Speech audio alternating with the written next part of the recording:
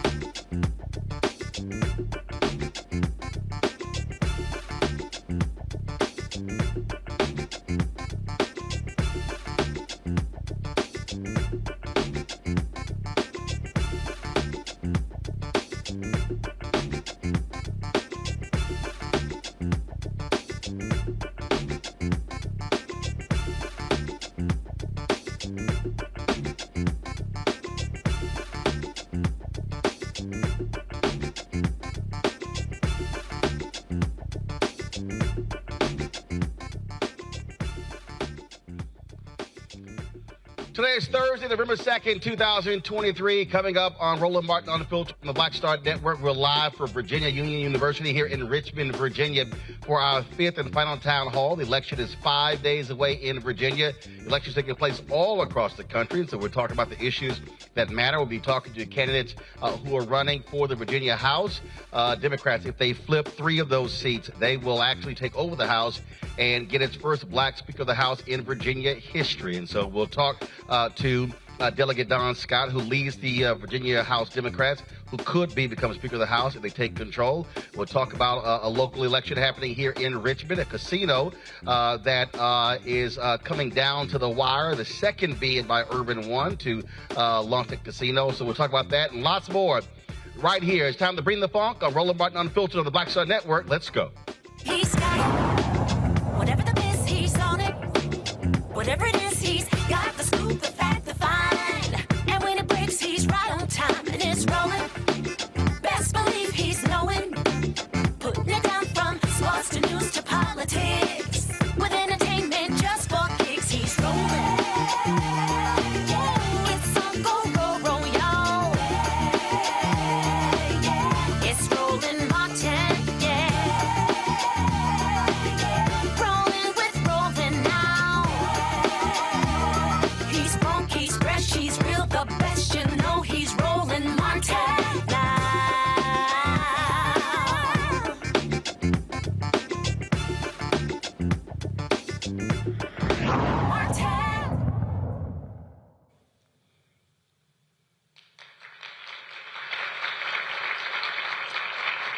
Folks, we are here, Virginia Union University, on their campus here in Richmond, Virginia. We, of course, here partnering with the Virginia House Democrats. This is our 5th town hall. We have been all across this state focusing on the issues that matter to voters here, but also there are elections taking place all across the country, critical gubernatorial races in Kentucky and Mississippi.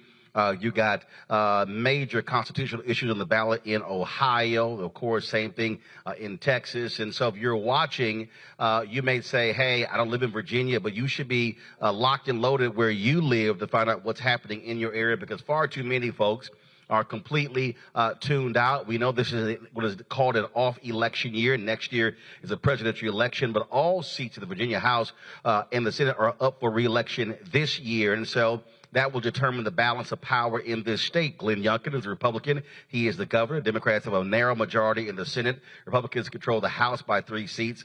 And if Democrats flip the House, flip 3 seats, they will control the House and elect the first black Speaker of the House in Virginia history. So there are state issues, there are local issues, there are all types of referendums happening all across the country. And so our focus is getting you locked and loaded on what those issues are. First off, from Virginia Union, I want to welcome the mayor of Richmond, Virginia, LeVar Stoney, to the show.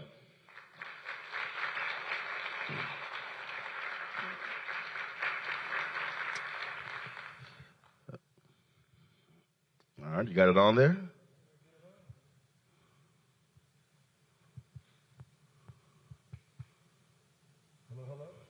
Oh, that's not it. Let's see it. Let's see what's going on here. All right. So we got this orange button here. Testing. See, it took an alpha to fix it. That's how we roll. We started. Alphas always lead. All you Omegas, y'all see us from behind. Gary. All right. First and foremost, Mayor, when we talk about elections, we always talk about what happens in the country. So much attention is obviously on national elections, gubernatorial elections. But the reality is most people are impacted by local elections, school boards, city councils. Yes, totally. And you look at whether it's the Pew studies or Gallup studies, people trust local government more than they trust state government. They trust the federal government right now. And so we are more impactful at the local level because we can diagnose a problem, propose a fix, a solution, and see the fix through. You can't really do that at the federal level. We know they're in gridlock 24/7, 365 days a year. But there are, when you need fixes on the local level, you typically are going to the state and the federal for money. Yes. So the reality is, so whoever is in power there, it matters. In Jackson, Mississippi, Chokwe Lumumba, they had issues with their water there, and Republicans in that state have been underfunding issues there. They told him, you actually think you're going to go to D.C. And get millions of dollars from the Biden administration. He said, watch me. When you went to D.C., came back with $600 million, and all of a sudden they said, hey, we want to control the water system. He's like, y'all, they go get the money. And so those things happen. And so I think a lot of people don't understand, again, the intersection of politics, how it actually works when you talk about city, county, state, federal. That's right. And here in Virginia, you know, the cities are independent. So well, we don't share anything with the counties. We are independent. We are almost in competition with us in the counties as well. But also, this is a Dillon rule state. And that means this is the granddaddy of all laws, of preemption laws in the country, where we have to essentially beg, plead with the General Assembly. A lot of times it's been in Republican hands for much of my lifetime for more dollars invested at the local level. And so if 3 seats flip in the House and then Democrats control the House and the Senate, how does it make your life easier when it comes to trying to get dollars from the state level? A lot easier. When I think about the focus of Richmond, we're focused on investing in our kids, investing in public education from the time a kid is born up until they graduate from college, graduate from high school. And more you're seeing, we already saw a Republican governor, Glenn Youngkin, already, I guess he would say there was an error in the funding formula. And essentially that was going to defund public education in the Commonwealth of Virginia. Here's the thing. I think the governor has weaponized incompetence, right? And it's not my line, it's my line from my friend at the Democratic Party of Virginia. But weaponized incompetence is that, oh, there was an error in the formula. Oh, there was an error in the coding of the computer program. And then you see 3,400 people kicked off the voting rolls. We don't need weaponized incompetence. We need good leadership. And you will get that from Democrats if we take back the House and create Speaker Don Scott and also went back to Senate as well and probably have Leader Mamie Locke. But one of the things that we often talk about is when folks do take power, do they actually represent the interest of African Americans? And look, you may have black mayors, you may have black state reps, state senators, but it doesn't necessarily mean they're going to represent the interest of African Americans. And so, say it again. What I mentioned is true. So, what do you say to African Americans in this city, in other parts of this state, who say, okay, you want my vote, but are you going to deliver if you get the power? That's right. And I think right now we have divided government with the General Assembly being split between the Democrats and the Republicans. Democrats have the Senate, Republicans have the House, and then we have a Republican governor in Glenn Youngkin as well. I think we have to have a robust defense of our policies and our values at the state level. And we actually have to, I've always listened to my grandmother and said we have to make hay when the sun is shining. And a lot of times we have a lot of rhetoric during the campaigns. When it's time to actually bring it home for our communities, we don't live up to those expectations. So what are those policies? Well, I think voting rights has to be at the top of the list. I'm very upset about what's going on at the federal level right now with the John Lewis Act not being able to get through Congress right now. I recognize there's a split in leadership in Congress, with House being in Republican hands and the Democrats running the Senate. But when it comes to voting rights, that's the fundamentals of our democracy. But voting rights are also states' rights. And so if Democrats control the House and the Senate, what will voting look like? How will it look different in Virginia? Well, I think when we had the Democratic majorities in the House and the Senate and the Democratic governor, we took Virginia from the bottom quartile of states when it comes to access to the franchise into the upper quartile. I think we can still do more. The fact that there are Republicans who are in charge of electoral boards all across this state now because the governorship is in Republican hands. We don't have Sunday voting in the city of Richmond, and they almost eliminating a polling place in the south side of the city where are predominant by black and brown voters.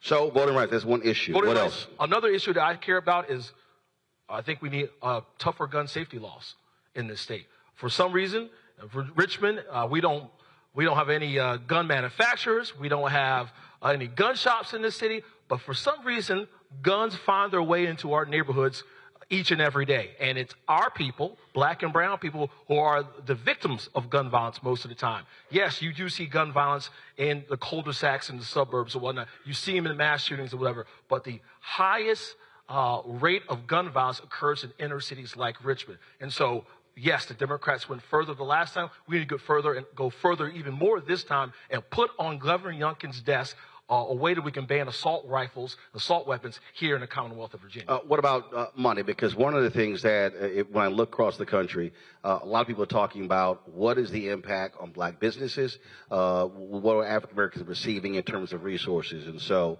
what about that? You've been mayor here for a number of years. What has been the impact on black businesses with the city council in terms of contracts? When we talk about developing the city of Richmond, particularly our major economic development projects, our goal is to make sure that everyone has an opportunity to be a part of that growth. The city is growing. We've doubled our tax base in a matter of a decade, but I always ask the question, has everyone benefited from the growth there in the city of Richmond? And you look at the projects we have in the city of Richmond, whether it's our baseball stadium project we call the Diamond District, or the casino project as well. These are opportunities for black and brown people to actually not only become economically mobile, but also have a piece of the pie. What are the numbers? Has there been consistent growth over your tenure as mayor?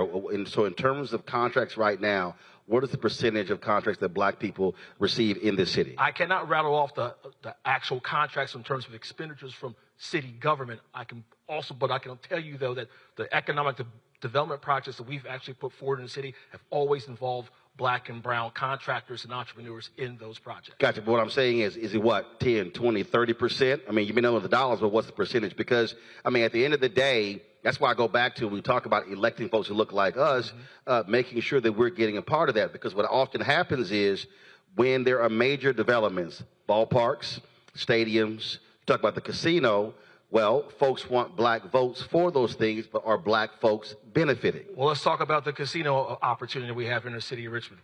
50% of that is owned by a black corporation, an urban one. And you look at our Diamond District project, economic development, one of the major investors who bring money to the table is Loop Capital out of Chicago, black owned as well. And what I recognize is that when African Americans are involved in terms of the investment, and in terms of the top of these actual projects, they also hire black and brown people to do the work as well. And again, that's the huge thing because, again, when we talk about black votes, I always say black votes need to be followed up by dollars to black people. That's exactly. Here's the thing. It's called, for us, it's called empowerment, right? You want to empower people actually. To me, I call it rate of return on investment. Return on investment. I call it ROI. And I think that we have to make sure what I've always heard from black entrepreneurs in the city of Richmond is like, yeah, Mayor, I appreciate you actually ensuring that they hire local, they bring people in, and actually they can put food on the table and a roof over their families' heads. But also, I'm here to do business as well, right? I didn't open my business just to be, just to hang out a shingle and actually, not get profit out of this. I opened my business actually to do business with places like the city of Richmond. You talked about the casino, and look, it lost the previous referendum. This is the second go around. Recent poll came out, showed it's down 52-48.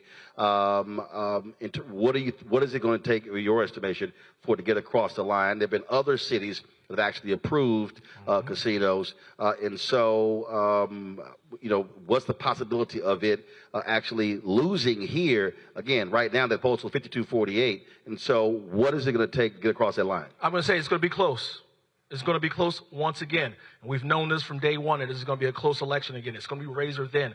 This is going to come down to turnout again. I want to see another poll from another outfit about it's 52-48, it's 51-49. It's all going to come down to turnout. We've already done a great job in turning votes out already in the early vote period. Election day is what's going to matter. Who's going to turn on election day? You look at the last time this was on the ballot in 2021, the pro campaign won the early vote, but did not win the election day turnout. We need to win election day. That means we need to bring your brother, your mother, your cousin, everybody has to turn out on election day. But when you look at this issue, in many ways, it is a black and white issue in terms of who is supporting, who is against it. And so you largely have white folks in Richmond absolutely against it, black folks largely in support of it. Explain that. Why? Here's the thing. That map that we saw after the election in 2021 is hard to ignore, and some people want to ignore it. And I think it comes down to there's some people who've never been to South Side, never been to South Richmond, who want to make decisions for South Richmonders. And in South Richmond, this is a predominantly black and brown area. Those who are working class, hardworking people, and we have people who live in other parts of the city who want to make decisions for them. At the end of the day, I want you to be an ally, but I don't need you to make decisions for me. And there's a lot of misinformation about, oh, this is going to be predatory. It's going to prey on people. But I tell you this, there are a lot of folks right now who are living with making $35,000 or less in South Richmond. These jobs, 1,300 jobs, will create jobs that will offer $55,000 a year. My father never made more than $35,000 a year as a janitor. You tell him he's making $55,000 a year, that would change his life, and it would change many lives of those who live in South Richmond as well. Can I say this as well, Roland? Yeah. There's some people who have the luxury to say this isn't good for you, right? Because they have the ability to go into our fine restaurants, right? They can live a life in which they never, ever have to struggle. There are people in this city who are struggling. And here's the thing. For those who say, like, people act like black and brown people don't have enough sense to do what's right with their money. I don't tell folks what to do when they say, oh, I want to go buy a yacht, I want to go golfing, I want to go play tennis. I don't tell folks what to do with their money. But when it comes down to what we want to do with our money, it becomes a different thing. I think that the people who live in South Side, people who live in the city, they should have the agency to do what's necessary with the money that they make. I don't get involved in anyone else's business when they make their money. And people shouldn't be involved in the business of others in this city when they want to do with their money as well. All right. Mayor, we appreciate it. Thanks a lot. Thank you, sir. Thank you. All right, folks, going to go to a break. We come back. We'll be talking to some other candidates here. Also talking to some student leaders about what they are doing to get the vote out on this campus and all across Richmond as well. Folks, you're watching a special edition of Roland Martin Unfiltered from the campus of Virginia Union University right here in Richmond, Virginia on the Black Star Network. Back in a moment.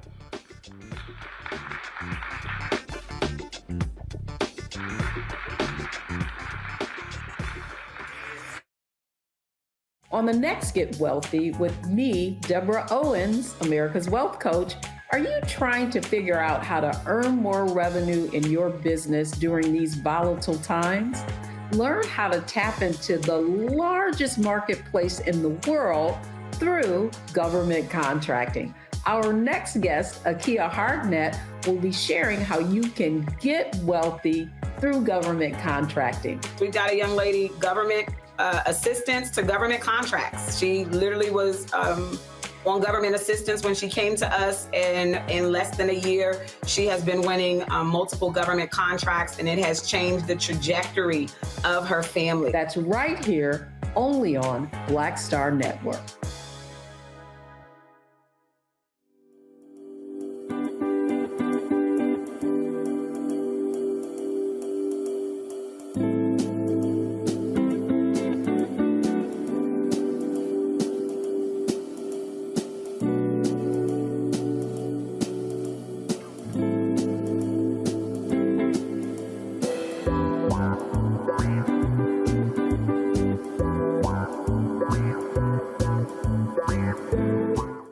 Barnes, and next on The Frequency, we talk to award-winning screenwriter and director Chanel Dupree about her film, You Think You're Grown, the adultification of young Black girls. This is a conversation that all women can relate to. This woman was like, oh my God, you know, I went through this when I was a kid. She wore something, it was a maxi dress, but the way it fit on her body, this female teacher thought that she looked too grown and spun her around in front of a male teacher and said, do you think she looks grown, right? Oh my God. So that's next time on The Frequency on the Black Star Network. Hello, I'm Jamia Pugh. I am from Coatesville, Pennsylvania, just an hour right outside of Philadelphia. My name is Jasmine Pugh. I'm also from Coatesville, Pennsylvania. You are watching Roland Martin Unfiltered. Stay right here.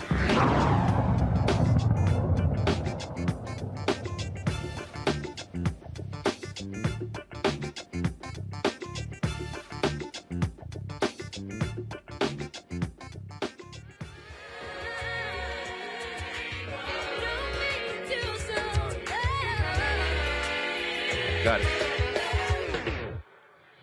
It's on there?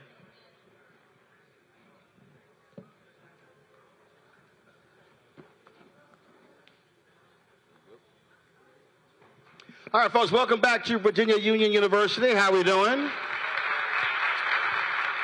Good, good, good. Glad to see everybody here. Let's welcome to the stage Delegate Ray Cousins.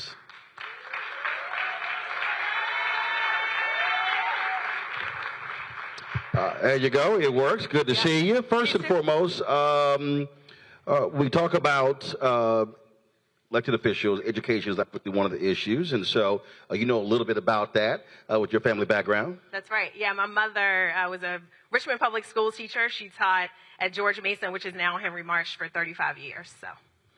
So what is needed from the State House when it comes to education in this state? Everybody talks about that's important, that's an issue. Yes. Everyone always says, hey, we need to pay our teachers, but then all the time it doesn't happen. Yeah, I think, education is so important. That's one of my top priorities.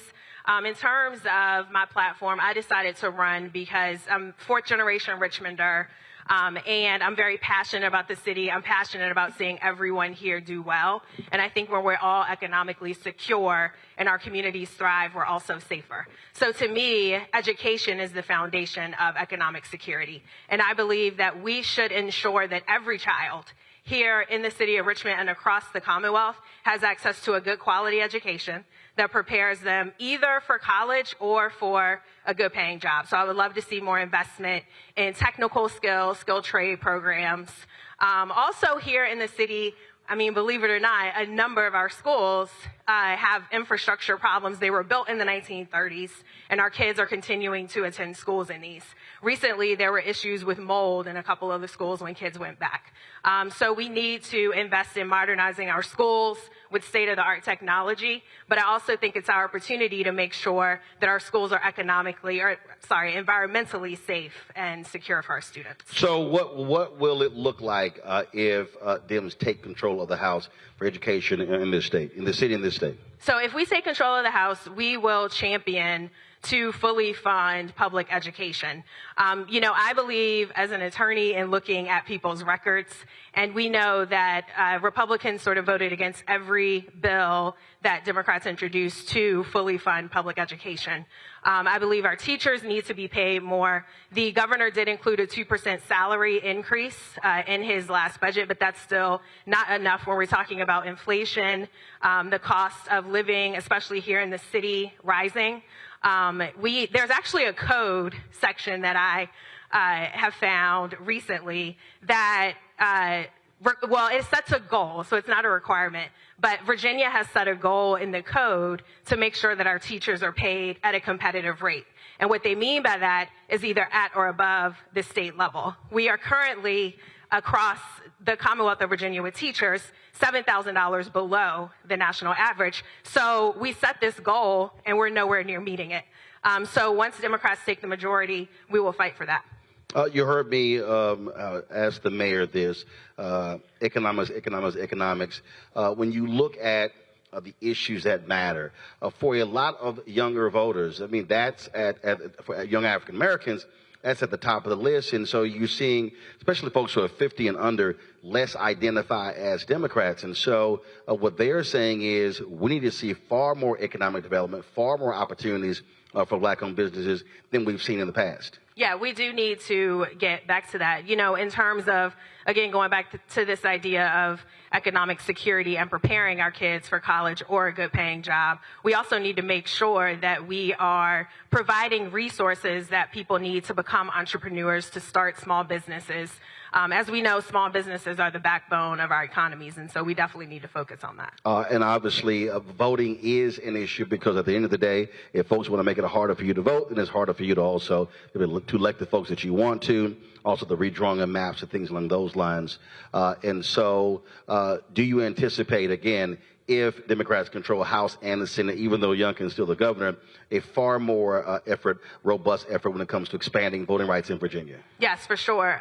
You know, I know we went from 49th in the country in terms of access to voting to now being one of the top states in which we provide easy access to voting, and that happened when we had Democratic majority. We have already seen efforts with a Republican governor, as Mayor Stoney mentioned, because we have a Republican governor. Our electoral boards are now run by Republicans. Here in Richmond, we saw an effort to reduce early voting locations from from 3 sites to 1.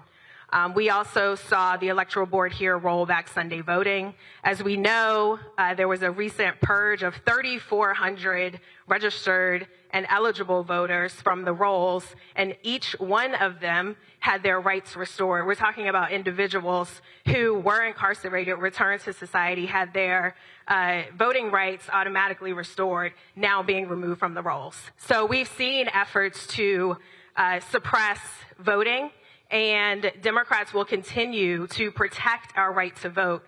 Voting is the linchpin of our democracy, and it's so important that we each have the access to be able to exercise our power in that way. All right. Delegate Ray Cousins, we appreciate it. Thanks a lot. Folks, we're going to take a break. We come back. We're going to chat with some student leaders. We want to see what's on their minds, issues that matter to them, but also we'll talk to them about what their fellow students are saying, and will they be voting in huge numbers when it comes to the election on Tuesday. Don't forget, folks, to support us in what we do. Be sure to download the Black Star Network app, Apple phone, Android phone, Apple TV, Android TV, Roku, Amazon Fire TV, Xbox One, Samsung Smart TV.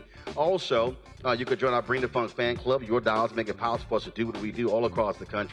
So you're checking money orders to P.O. Box 57196, Washington, D.C., 20037-0196. Cash App, $RM Unfiltered. PayPal is R Martin Unfiltered. Venmo is RM Unfiltered. Zelle, Roland at RolandSMartin.com. Roland at RolandMartinUnfiltered.com. And, of course, you can also check out our 24-hour, 7-day-a-week streaming channel. We're on 4 different fast channel platforms. First of all, the Amazon News. If you go to Amazon Fire, just go to Amazon News. You can also Alexa play news from the Black Star Network. Plex TV, Amazon Freevee, as well as Amazon Prime Video. So when you go to the live TV grid, Amazon Prime Video, you can check out the Black Star Network. And don't forget to get a copy of my book, White Fear, How the Browning of America is Making White Folks Lose Their Minds. Available at bookstores nationwide. Download the audio version of Audible. We'll be right back.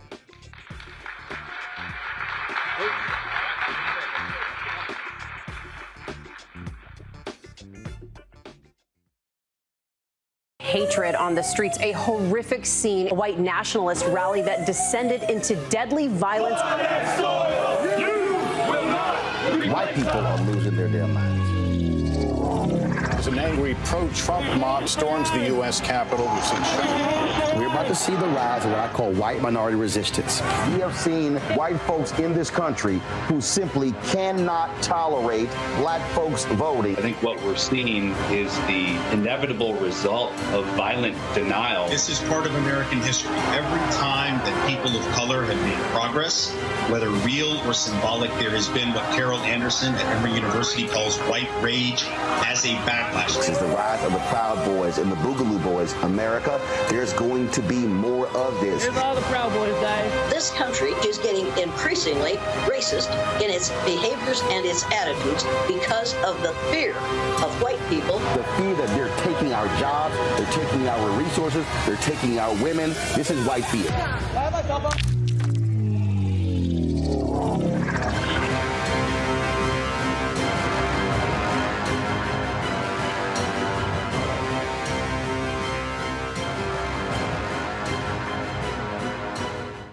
On the Black Table with me, Greg Carr.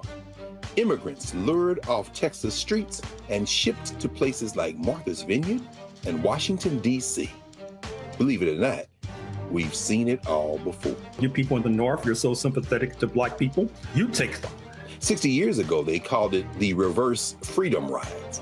Back then, Southern governors shipped Black people north with the false promise of jobs and a better life.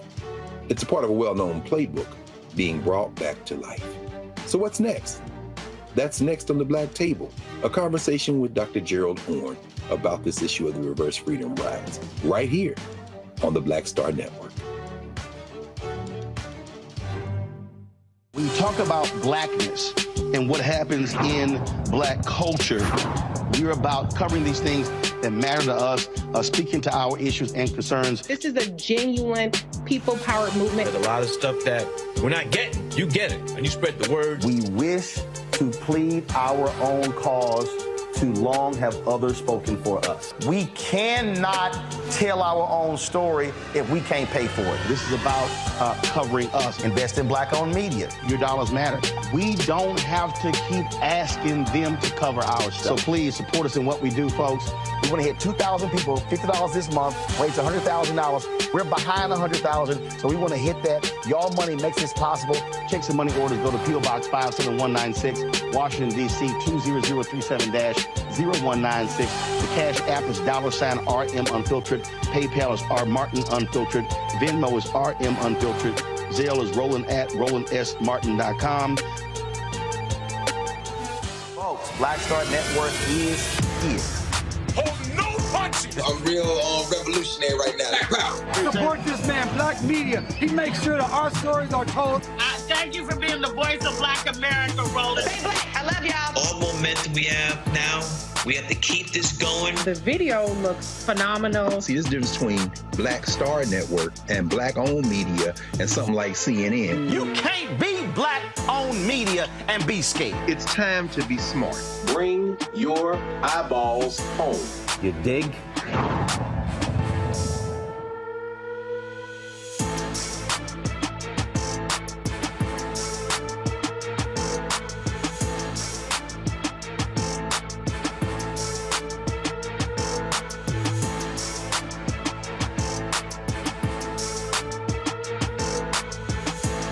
What's up, everybody? It's your girl, Latasha from the A. And you're watching Roland Martin Unfiltered.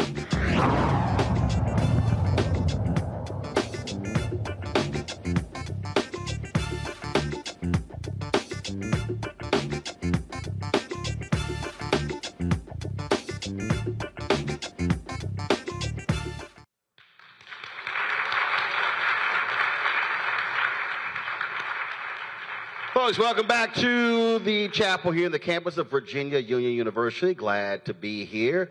Let's bring up a couple of students here. They, of course, are leaders on campus, and look forward to having a chat with them. SGA president, she told me take it easy on her. I said, that's the worst thing you tell somebody before the conversation. So, Fiona Finch, glad to have you here. Go ahead. Give it up for her, please. Student Government Association president. And then also, Michael, come on out. Michael Crossley. All right, glad to have both of you here. All right, so let's start this way. When it comes to this election, what's the most important thing to you? Either one of y'all? Yeah. The most important thing for the election for me was just to get representation for HBCUs like Virginia University, just because we are so small. We're a private institution and we don't get as much recognition as we do deserve, as well as when we have went to Student Action Day at the Virginia State Capitol. I think that it was really nice to see how the Democrats were advocating for Virginia University specifically. And I think if they just continue to do this with the next election coming up, that would be the most important thing for me to see. The most important thing for me to see is, I'm going to piggyback off that, is that when it comes down to the delegates or anybody that's running for office, they need to focus on students, how we can bring funding in for schools like this to keep students in school. For students that fall short on their financial aid, I think we need to have a candidate in there that's going to bring in funding for the school. anytime that we have candidates there that are not looking to promote students, education, and a foundation for these students, I don't think they need to be there. So I think, for me, the most important thing for them is to make sure that they are on the same platform. I mean, we are education funding to keep our students in school. All right. Obviously, every vote matters. And so what have y'all been doing to get students here who are actually registered voters to use their power? Thank you for that question. One thing that we have done to help the registered students that are already registered voters in the Commonwealth of Virginia was just to get them to advocate for students that aren't registered. So making sure that they can attend the training so that way they know how to register people, so that way we can get more voices heard in the Commonwealth of Virginia. And specifically, the Student Government Association on the 6th, we're having our Importance of Voting panel that will be led by the student leaders here. Representatives from SGA and Union and Proud both will be having a panel just so that way we can further expose why voting in the Commonwealth of Virginia is so important for universities like our own. I'll say the same thing. You know, when bringing them in to vote, you have to have, like, when we come on campus, things for them to do. As far as we had to get out to vote, when you bring students together, you have to, and one thing I've learned, you have to entice a student. If you want a student to vote, you have to entice them, have an activity on the campus where students come in and we register them to vote, and letting them know that by doing this, like I said, it's going to further the foundation. We had another event with me, is we bring the students together and we take them on tours to show them what they can do as it pertains to coming out to vote. So are you seeing, though, classmates understanding the connecting of the dots, understanding the importance of political power? Because the reality is, if you just look at the stats, and the stats just, they don't lie. People who are 65 and older vote at a higher rate than anybody else. And then when you go down, it gets lower and lower and lower. The lowest voted group is 18 to 29. And I've had a number of folks who are millennial and Gen Z talk to me complaining about all sorts of stuff. And I said, this real simple, shut up and vote. And they were like, well, it's not that simple. I'm like, no, actually it is. Because the fact of the matter is, the people who actually participate in the electoral process are the ones that people pay attention to. And I think it's the same thing. We tell them, if you don't get out and vote, then your vote is not going to count. So you, as a young person, the more people that vote and get out and cast their vote, the better off you'll be. Like I said, You all right? You okay? All right. Hold on. We're going to cut to a break. We'll be right back, folks, on Roland Unfiltered. Hold on. All right. No. We have a doctor in the house. Step up.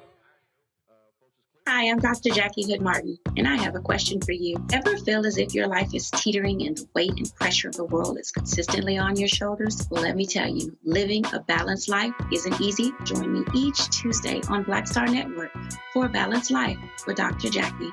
We'll laugh together, cry together, pull ourselves together, and cheer each other on. So join me for new shows each Tuesday on Black Star Network, A Balanced Life with Dr. Jackie.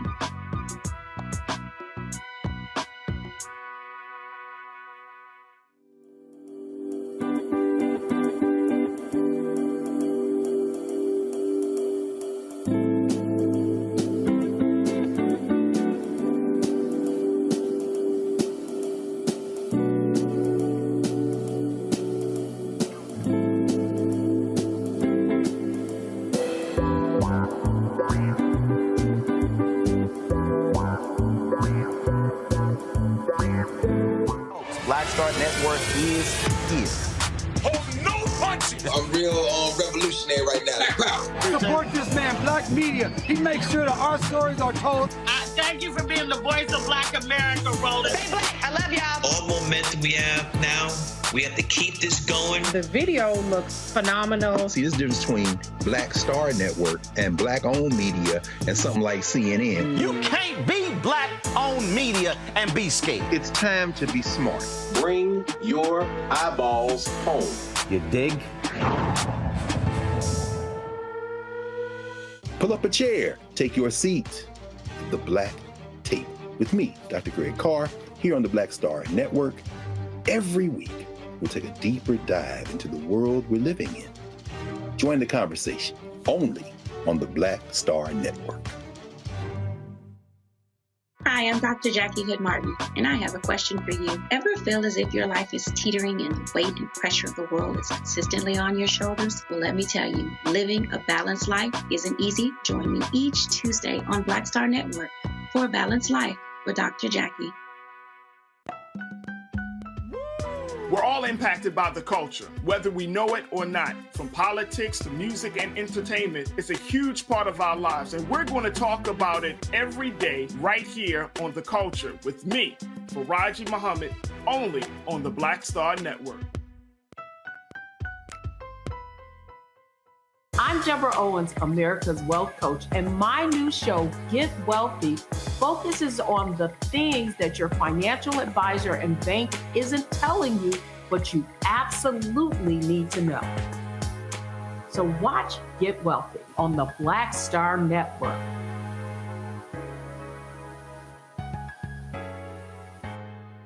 When you talk about blackness and what happens in black culture, we're about covering these things that matter to us, speaking to our issues and concerns. This is a genuine people-powered movement. There's a lot of stuff that we're not getting. You get it, and you spread the word. We wish to plead our own cause. Too long have others spoken for us. We cannot tell our own story if we can't pay for it. This is about covering us. Invest in black-owned media. Your dollars matter.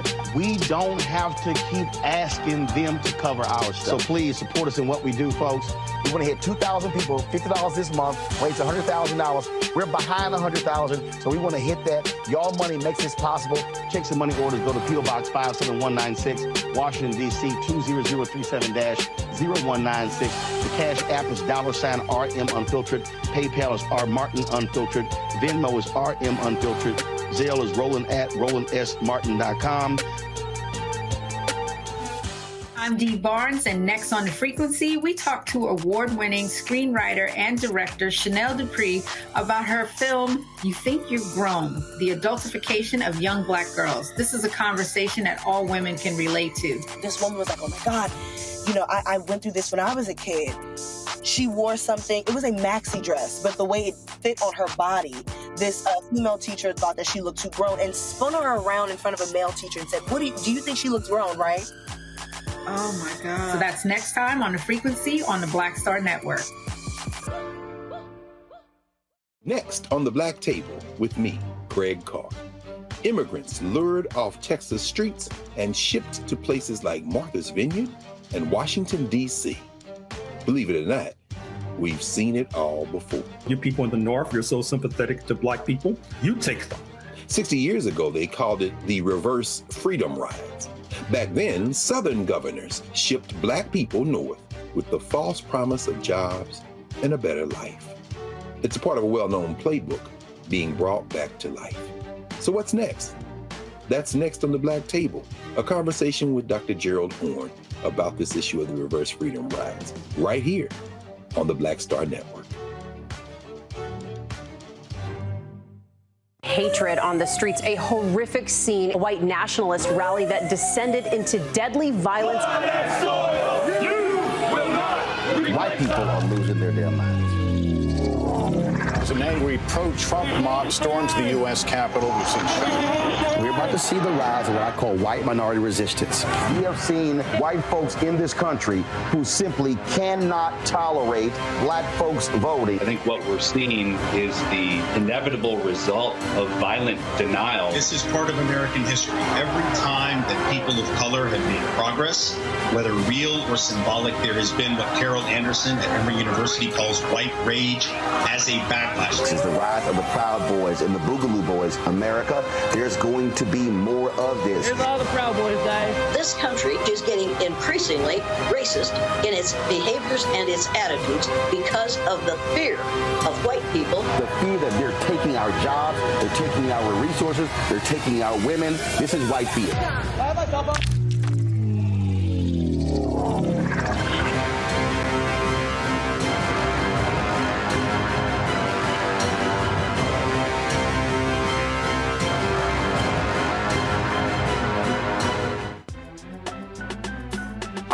Haji Muhammad, live from LA.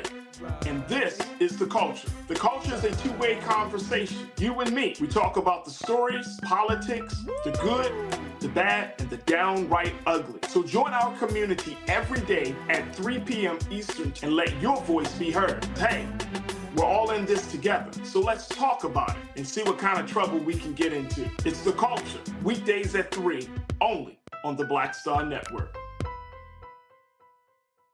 On the next Get Wealthy with me, Deborah Owens, America's Wealth Coach, are you trying to figure out how to earn more revenue in your business during these volatile times? Learn how to tap into the largest marketplace in the world through government contracting. Our next guest, Akia Hardnett, will be sharing how you can get wealthy through government contracting. We got a young lady, government assistance to government contracts. She literally was on government assistance when she came to us, and in less than a year, she has been winning multiple government contracts, and it has changed the trajectory of her family. That's right here, only on Black Star Network. Hi, I'm Dr. Jackie Hood Martin, and I have a question for you. Ever feel as if your life is teetering and the weight and pressure of the world is consistently on your shoulders? Well, let me tell you, living a balanced life isn't easy. Join me each Tuesday on Black Star Network for A Balanced Life with Dr. Jackie. We'll laugh together, cry together, pull ourselves together, and cheer each other on. So join me for new shows each Tuesday on Black Star Network, A Balanced Life with Dr. Jackie.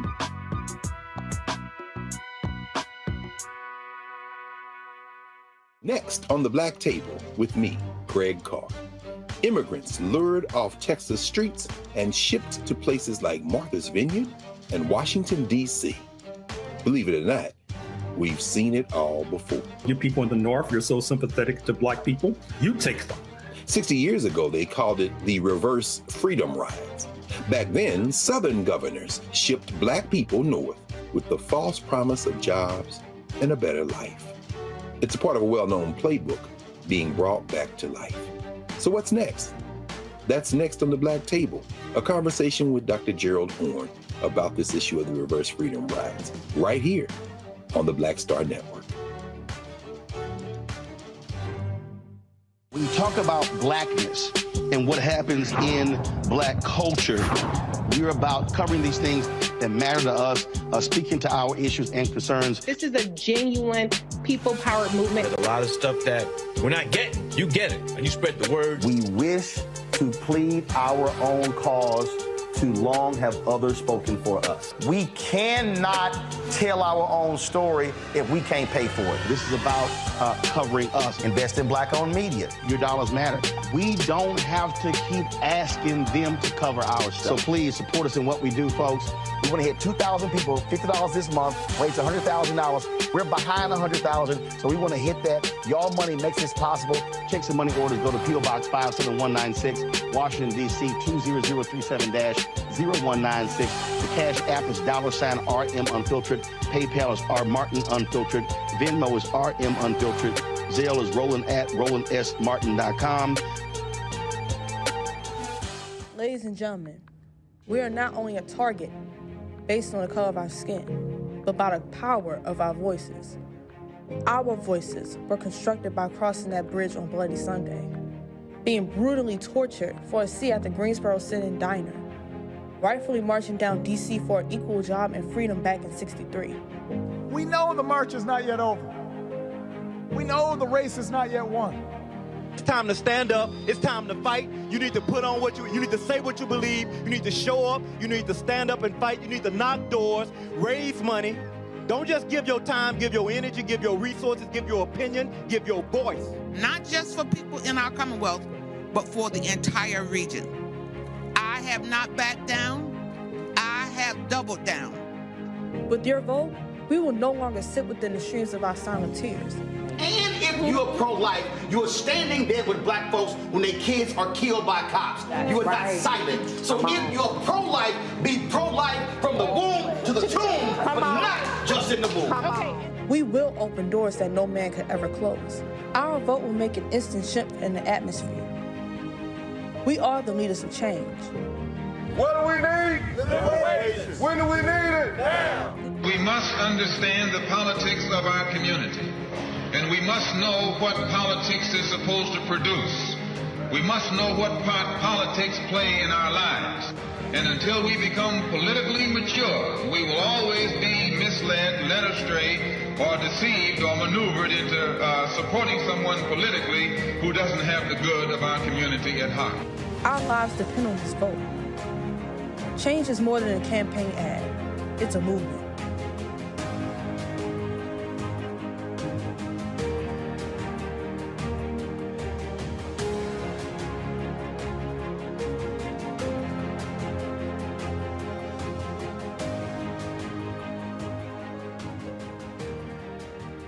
Folks, Black Star Network is here.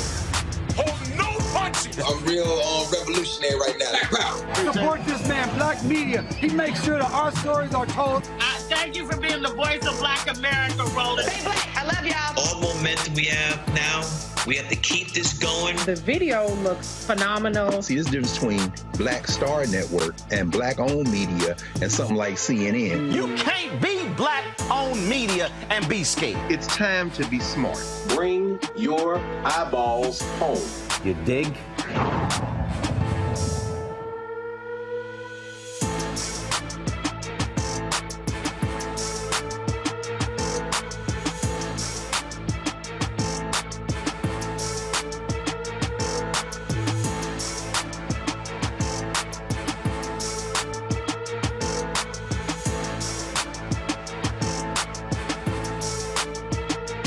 Ladies and gentlemen, we are not only a target based on the color of our skin, but by the power of our voices.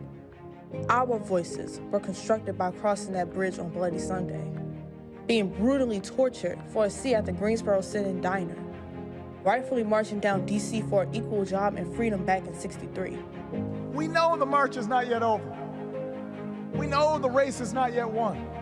It's time to stand up. It's time to fight. You need to put on what you need to say what you believe. You need to show up. You need to stand up and fight. You need to knock doors, raise money. Don't just give your time, give your energy, give your resources, give your opinion, give your voice. Not just for people in our Commonwealth, but for the entire region. I have not backed down. I have doubled down. With your vote, we will no longer sit within the streams of our silent tears. And if you're pro-life, you're standing there with Black folks when their kids are killed by cops. You are not silent. So if you're pro-life, be pro-life from the womb to the tomb, but not just in the womb. We will open doors that no man could ever close. Our vote will make an instant shift in the atmosphere. We are the leaders of change. What do we need? Living wages. When do we need it? Now. We must understand the politics of our community, and we must know what politics is supposed to produce. We must know what part politics play in our lives. And until we become politically mature, we will always be misled, led astray, or deceived or maneuvered into supporting someone politically who doesn't have the good of our community at heart. Our lives depend on this vote. Change is more than a campaign ad. It's a movement.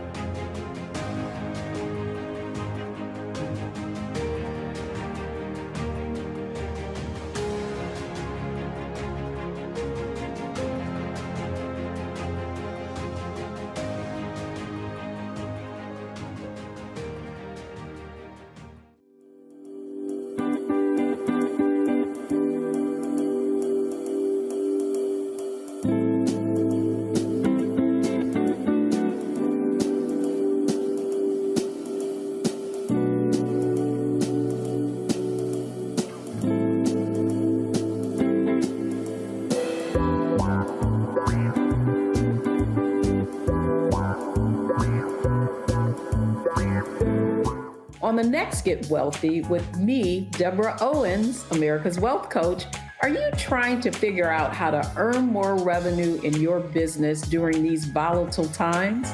Learn how to tap into the largest marketplace in the world through government contracting. Our next guest, Akia Hardnett, will be sharing how you can get wealthy through government contracting. We've got a young lady, government assistance to government contracts. She literally was on government assistance when she came to us, and in less than a year, she has been winning multiple government contracts, and it has changed the trajectory of her family. That's right here, only on Black Star Network. Ladies and gentlemen, we are not only a target based on the color of our skin, but by the power of our voices. Our voices were constructed by crossing that bridge on Bloody Sunday, being brutally tortured for a seat at the Greensboro Sit-In Diner, rightfully marching down D.C. for an equal job and freedom back in '63. We know the march is not yet over. We know the race is not yet won. It's time to stand up. It's time to fight. You need to put on you need to say what you believe. You need to show up. You need to stand up and fight. You need to knock doors, raise money. Don't just give your time, give your energy, give your resources, give your opinion, give your voice. Not just for people in our Commonwealth, but for the entire region. I have not backed down. I have doubled down. With your vote, we will no longer sit within the streams of our silent tears. And if you're pro-life, you're standing there with black folks when their kids are killed by cops. You are not silent. So if you're pro-life, be pro-life from the womb to the tomb, but not just in the womb. We will open doors that no man could ever close. Our vote will make an instant shift in the atmosphere. We are the leaders of change. What do we need? Living wages. When do we need it? Now. We must understand the politics of our community, and we must know what politics is supposed to produce. We must know what part politics play in our lives. And until we become politically mature, we will always be misled, led astray, or deceived or maneuvered into supporting someone politically who doesn't have the good of our community at heart. Our lives depend on this vote. Change is more than a campaign ad. It's a movement.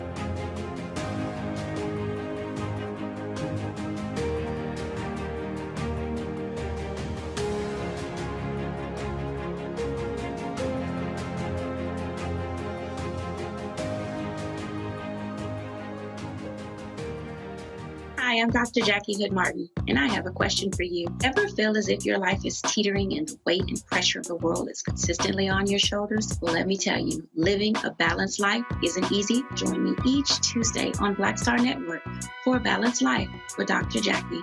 We'll laugh together, cry together, pull ourselves together, and cheer each other on. So join me for new shows each Tuesday on Black Star Network, A Balanced Life with Dr. Jackie.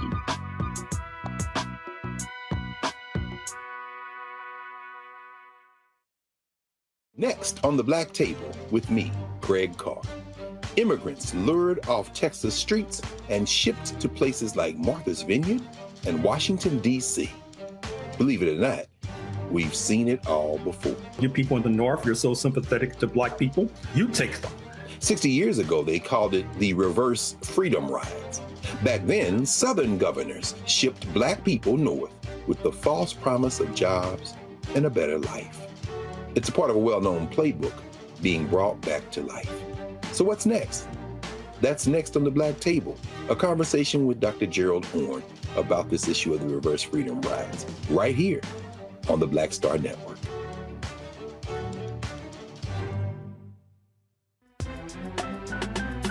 I'm Faraji Muhammad, live from LA. And this is The Culture. The Culture is a two-way conversation. You and me. We talk about the stories, politics, the good, the bad, and the downright ugly. So join our community every day at 3 p.m. Eastern and let your voice be heard. Hey, we're all in this together. So let's talk about it and see what kind of trouble we can get into. It's The Culture, weekdays at 3, only on the Black Star Network. When you talk about blackness and what happens in black culture, we're about covering these things that matter to us, speaking to our issues and concerns. This is a genuine people-powered movement. There's a lot of stuff that we're not getting. You get it, and you spread the word. We wish to plead our own cause too long have others spoken for us. We cannot tell our own story if we can't pay for it. This is about covering us. Invest in black-owned media. Your dollars matter.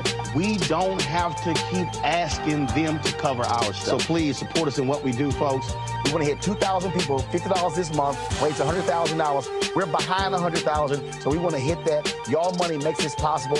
Checks and money orders go to P.O. Box 57196, Washington, D.C. 20037-0196. The Cash App is $RM Unfiltered. PayPal is R Martin Unfiltered. Venmo is RM Unfiltered. Zelle is Roland at RolandSMartin.com. Hatred on the streets, a horrific scene, a white nationalist rally that descended into deadly violence.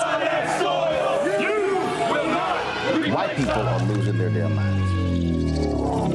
An angry pro-Trump mob storms the U.S. Capitol. We've seen shooting. We're about to see the rise of what I call white minority resistance. We have seen white folks in this country who simply cannot tolerate black folks voting. I think what we're seeing is the inevitable result of violent denial. This is part of American history. Every time that people of color have made progress, whether real or symbolic, there has been what Carol Anderson at Emory University calls white rage as a backlash. This is the rise of the Proud Boys and the Boogaloo Boys. America, there's going to be more of this. Here's all the Proud Boys, guys. This country is getting increasingly racist in its behaviors and its attitudes because of the fear of white people. The fear that they're taking our jobs, they're taking our resources, they're taking our women. This is white fear.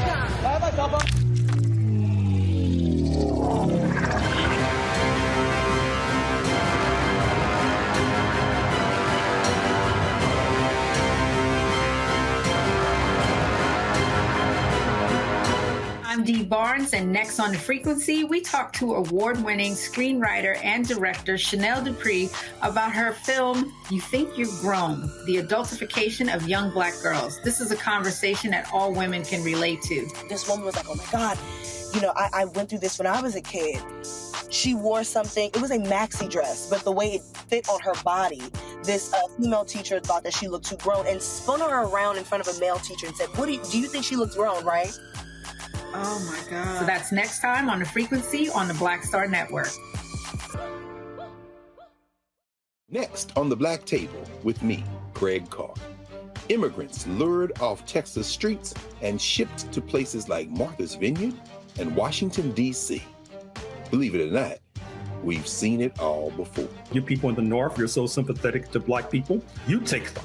60 years ago, they called it the reverse freedom rides. Back then, Southern governors shipped black people north with the false promise of jobs and a better life. It's a part of a well-known playbook being brought back to life. So what's next? That's next on the Black Table, a conversation with Dr. Gerald Horne about this issue of the reverse freedom rides, right here on the Black Star Network.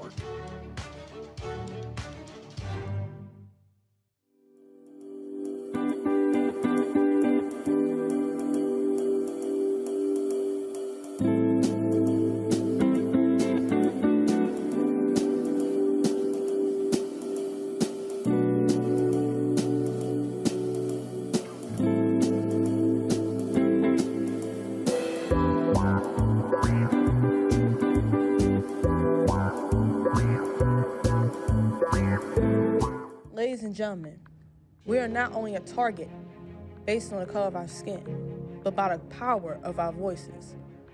Our voices were constructed by crossing that bridge on Bloody Sunday, being brutally tortured for a seat at the Greensboro Sit-In Diner, rightfully marching down D.C. for an equal job and freedom back in '63. We know the march is not yet over. We know the race is not yet won. It's time to stand up. It's time to fight. You need to put on you need to say what you believe. You need to show up. You need to stand up and fight. You need to knock doors, raise money. Don't just give your time, give your energy, give your resources, give your opinion, give your voice. Not just for people in our Commonwealth, but for the entire region. I have not backed down. I have doubled down. With your vote, we will no longer sit within the streams of our silent tears. And if you're pro-life, you're standing there with black folks when their kids are killed by cops. You are not silent. So if you're pro-life, be pro-life from the womb to the tomb, but not just in the womb. We will open doors that no man could ever close. Our vote will make an instant shift in the atmosphere. We are the leaders of change. What do we need? Living wages. When do we need it? Now. We must understand the politics of our community, and we must know what politics is supposed to produce. We must know what part politics play in our lives. And until we become politically mature, we will always be misled, led astray, or deceived or maneuvered into supporting someone politically who doesn't have the good of our community at heart. Our lives depend on this vote. Change is more than a campaign ad. It's a movement.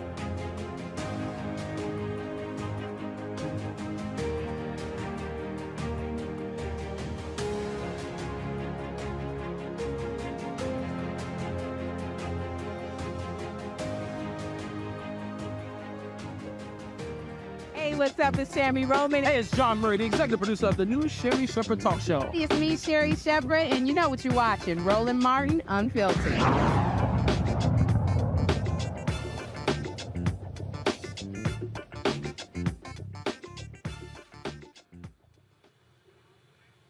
All right, folks, welcome back live to Roland Martin Unfiltered here at on the Black Star Network at Virginia Union. We had a medical emergency here, needed to have that taken care of.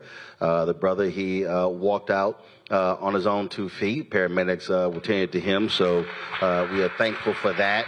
And so appreciate the folks that are offering assistance. Joining us right now is Delegate Mike Jones. Delegate, how you doing? Doing well, doing well. What we just experienced is a perfect example. I think a lot of people don't quite understand. When you talk about taxpayer dollars, when you talk about response times, when you talk about hospitals being closed or staying open, when you talk about funding of fire departments, police departments, paramedics, things along those lines, a lot of people don't think about those things until they need them. Exactly, especially as City Council President. I've been on City Council for the past 7 years, and those are some of the basic issues that we've faced. Underfunding of many critical areas that if you call 911, that person probably got put on hold, right? And not because we're slothful. The reality is underfunding, underpay, overwork means that individuals won't necessarily take that job, and we don't have the people there to actually perform those jobs. And then we're just at a critical phase with our first responders and localities all across the Commonwealth. We've got to begin to deal with that. Well, that's why I remember when I was on WVOE in Chicago, and we were having these conversations. We were talking about city services. And I always say this when people talk about tax cuts. And then I begin to walk folks through to get them to understand, how do you think things are actually paid for?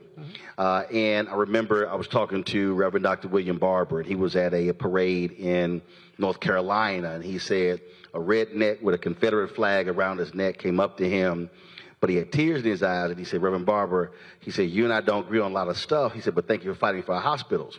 Because when the Republicans in North Carolina would not accept Medicaid expansion, there were hospitals in rural North Carolina that began to shut down.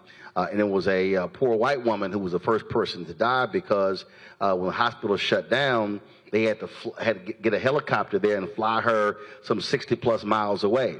And we're seeing that all across the country, whether it's Mississippi and other states. And people, again, are not understanding when you talk about things like hospitals, when you talk about paramedics, when you talk about, again, folks, when you want somebody's life to be saved, they have a heart attack or a car accident, every single minute that they are delayed determines whether somebody could live or die. It truly becomes a life and death issue. So that's why I really challenge my Republican folks when you talk about they're pro-life. I'm like, yeah, but you want to have cuts, but that's where cuts actually oftentimes come from. And actually, as you said it before, your comments went viral that they're more anti-abortion than they are pro-life, because when it comes to protecting the lives of white, black, and brown individuals that may not have access to all the different resources, they woefully fall short. Right here in Richmond, I'm tired of Republicans taking victory laps on having a budget surplus, and our schools are underfunded, our localities don't receive the dollars that they need. And it was a budget surplus thanks to President Joe Biden. Exactly. Because the money came from the federal government. Indeed. I mean, same thing. I saw the same thing in Georgia. I saw DeSantis running around in Florida. And I love the people who take credit for all of these infrastructure projects when their representatives voted against every single one of those infrastructure projects. And I think people need to understand that, especially here in a Dillon rule state like Virginia, that as a locality, we cannot set a tax rate. So when the Republicans come in and say that they want to give a tax cut to very profitable corporations, that impacts us here as at a local level. It does. So when you say you can't set a tax rate, that means, so you don't have control of that, that's set by the state? Exactly. Exactly. And so the only thing that we can actually control is the real estate assessment, but we can't tax our way out of getting more police officers, getting more first responders with EMS. We can't do those things. And so we need the state to really step up. But that's why we've got to take back the State House in November, in just 5-6 days. Well, that's why when I talk about connecting the dots, because I think, again, a lot of people who don't live and breathe this stuff don't understand all the different pieces and how these things happen. So they may yell and scream at a city council member, yell and scream at a school board member or a county official, not realizing that if they are not in control of the dollars and how to change things, it doesn't get happen. And so what you're saying is, look, that power rests with the state. In the legislature, if it changes, then you have a different conversation when it comes to sending that money back to various locales. And I think that's why it's important that our schools like Virginia Union University, all of our college campuses get people active, but then our churches, we must take an active role. We are the social internet. We are the social source of information for African-American communities. And so we allow, at the Village of Faith, the church I pastor, we allow politicians to come in so our young people, young and old, can understand and know the importance of voting in every election. Well, that's just, again, what sort of just drives me crazy, because I spend a lot of time talking to people, and it really does bug the heck out of me when I'm trying to walk people through the fundamentals, politics 101, civics 101. And we got a bunch of folks walking around who literally just don't know and who don't understand. So they might be yelling and screaming at what's happening in Congress, not realizing that, no, it's actually the state, the governor or the state representative, state senator, who plays a larger role in that very issue than anywhere else. I mean, you can yell about, that's what I was saying to the mayor. We could talk about what Congress has not done when it comes to voting rights, but the reality is the Supreme Court has basically said voting is a state issue. It's a states' rights issue. And so you can't just look to them. If you change the makeup of the people in the state legislature, that will determine a lot faster how voting happens in the state. And when you get the people in there that represent and look like the communities that they serve, we'll begin to have different conversations on council. And even right now, I talk to a lot of unions and I challenge them. I'm like, look, why is everyone in this room that leads these unions, none of them look like me? Right? And what are we doing with our unions to ensure? Easy, because a lot of the unions also are depending upon black support for a lot of issues, but then you turn around and you say, I'm sorry, what are black folks with the jobs? Right. Oh, I've been hitting them for years. So. And we have to continue to hold their feet to the fire, because you talk to the mayor about, minority, but, business participation. No. I asked about black participation. Exactly. I asked about minority. I start with black. And I'm with you on that. I'm with you on that. I say black and everybody else. I start with black. That's who I come to the room with first. I understand, but there's some things as a locality that we can't do one particular group. Oh, no, I got it.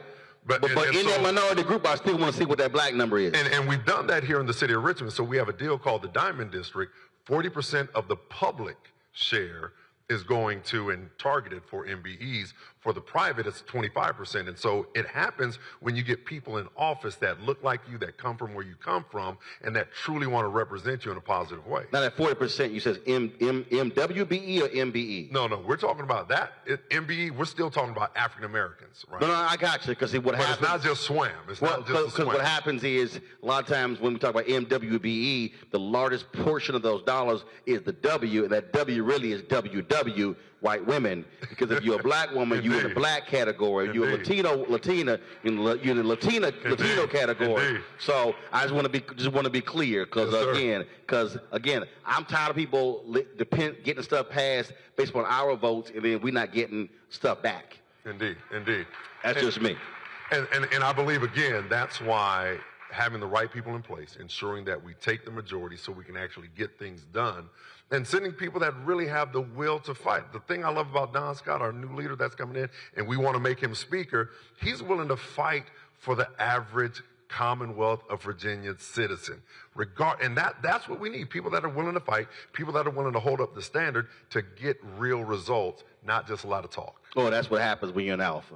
Well, and I'll give him that, but you know what? That 1911 crew, you know, them pretty boys, they kind of holding it down as well. Well, remember, without alpha, y'all just capsize. That's true. Y'all need our name in your name. I understand. We don't need nobody's name in our name, Harry. Just letting you know, because even y'all need our name in your name. Guess what? When that happens, I ain't gonna be here. It don't matter. But here's the thing: we're all on the same side, fighting the same fight, going against the same enemy to make sure that we all win. Right. And the Alphas will be leading it. All right, Delegate Jones, I appreciate it. Thanks a lot. We got to go to a break. We come back. More from Virginia Union University, folks. We'll be hearing from Delegate Scott. Also, we'll be taking some questions as well from the audience. You're watching Roland Martin Unfiltered right here on the Black Star Network. Of course, life member, A for A. That's why I got my Alpha voting shirt on. I'm just letting y'all know. Just letting y'all know. Back in a moment.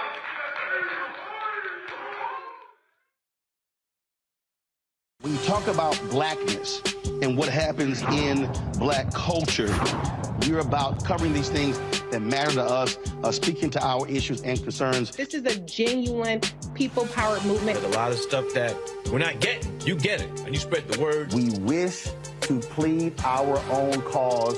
Too long have others spoken for us. We cannot tell our own story if we can't pay for it. This is about covering us. Invest in black-owned media. Your dollars matter. We don't have to keep asking them to cover our stuff. So please support us in what we do, folks. We want to hit 2,000 people, $50 this month, raise $100,000. We're behind 100,000, so we want to hit that. Your money makes this possible. Check some money orders. Go to P.O. Box 57196, Washington, D.C. 20037-0196. The Cash App is $RM Unfiltered. PayPal is R Martin Unfiltered. Venmo is RM Unfiltered. Zelle is Roland at RolandSMartin.com.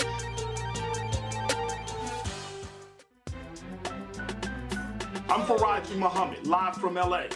And this is The Culture. The Culture is a two-way conversation. You and me. We talk about the stories, politics, the good, the bad, and the downright ugly. So join our community every day at 3 p.m. Eastern and let your voice be heard. Hey, we're all in this together. So let's talk about it and see what kind of trouble we can get into. It's The Culture, weekdays at 3, only on the Black Star Network. Hey, what's up, y'all? I'm Devon Frank. I'm Dr. Robin B., pharmacist and fitness coach, and you're watching Roland Martin Unfiltered.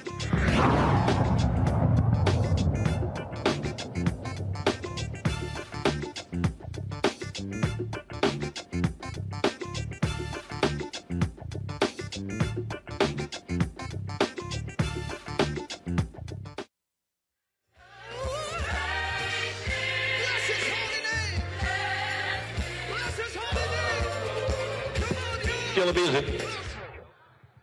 All right, folks, welcome back to Virginia Union University. We are here on the Black Star Network. Glad to be here. This is the 5th town hall that we've done. We were in Virginia Beach. We were in Suffolk, Fredericksburg. We were in, I'm missing one. Where were we? Petersburg. And now in Richmond. Election is 5 days, folks, on Tuesday. The election is taking place here in Virginia, and a lot is at stake. And this is where, and those of you who watch the show, who listen to the show, understand what I'm always talking about, is that we cannot talk about things that we want and we need then if we are not voting. I had some sister on Twitter, she said, Democrats, y'all ain't getting my vote in 2024 if we don't see any cash. And I then had to tweet her back. I said, you do know the Republicans control the House. I said, so, sister, can you name me one Republican that supports reparations? I said, I'll wait. You know, and again, a lot of people say stuff like that and not understand. In fact, Donald Trump went around taking credit for saving HBCU funding, which was a lie. And I can't tell you the number of black people who heard the lie, believed the lie. I had a brother try to challenge me on it. He said, well Trump, he fully funded HBCUs. And then I asked the fool, I said, can you name me how many HBCUs in the country? He couldn't name that. Then I had to explain to him that the program that he was talking about, only 85 million of that program went to HBCUs. It started under President George W. Bush. It was continued under President Obama. It expired.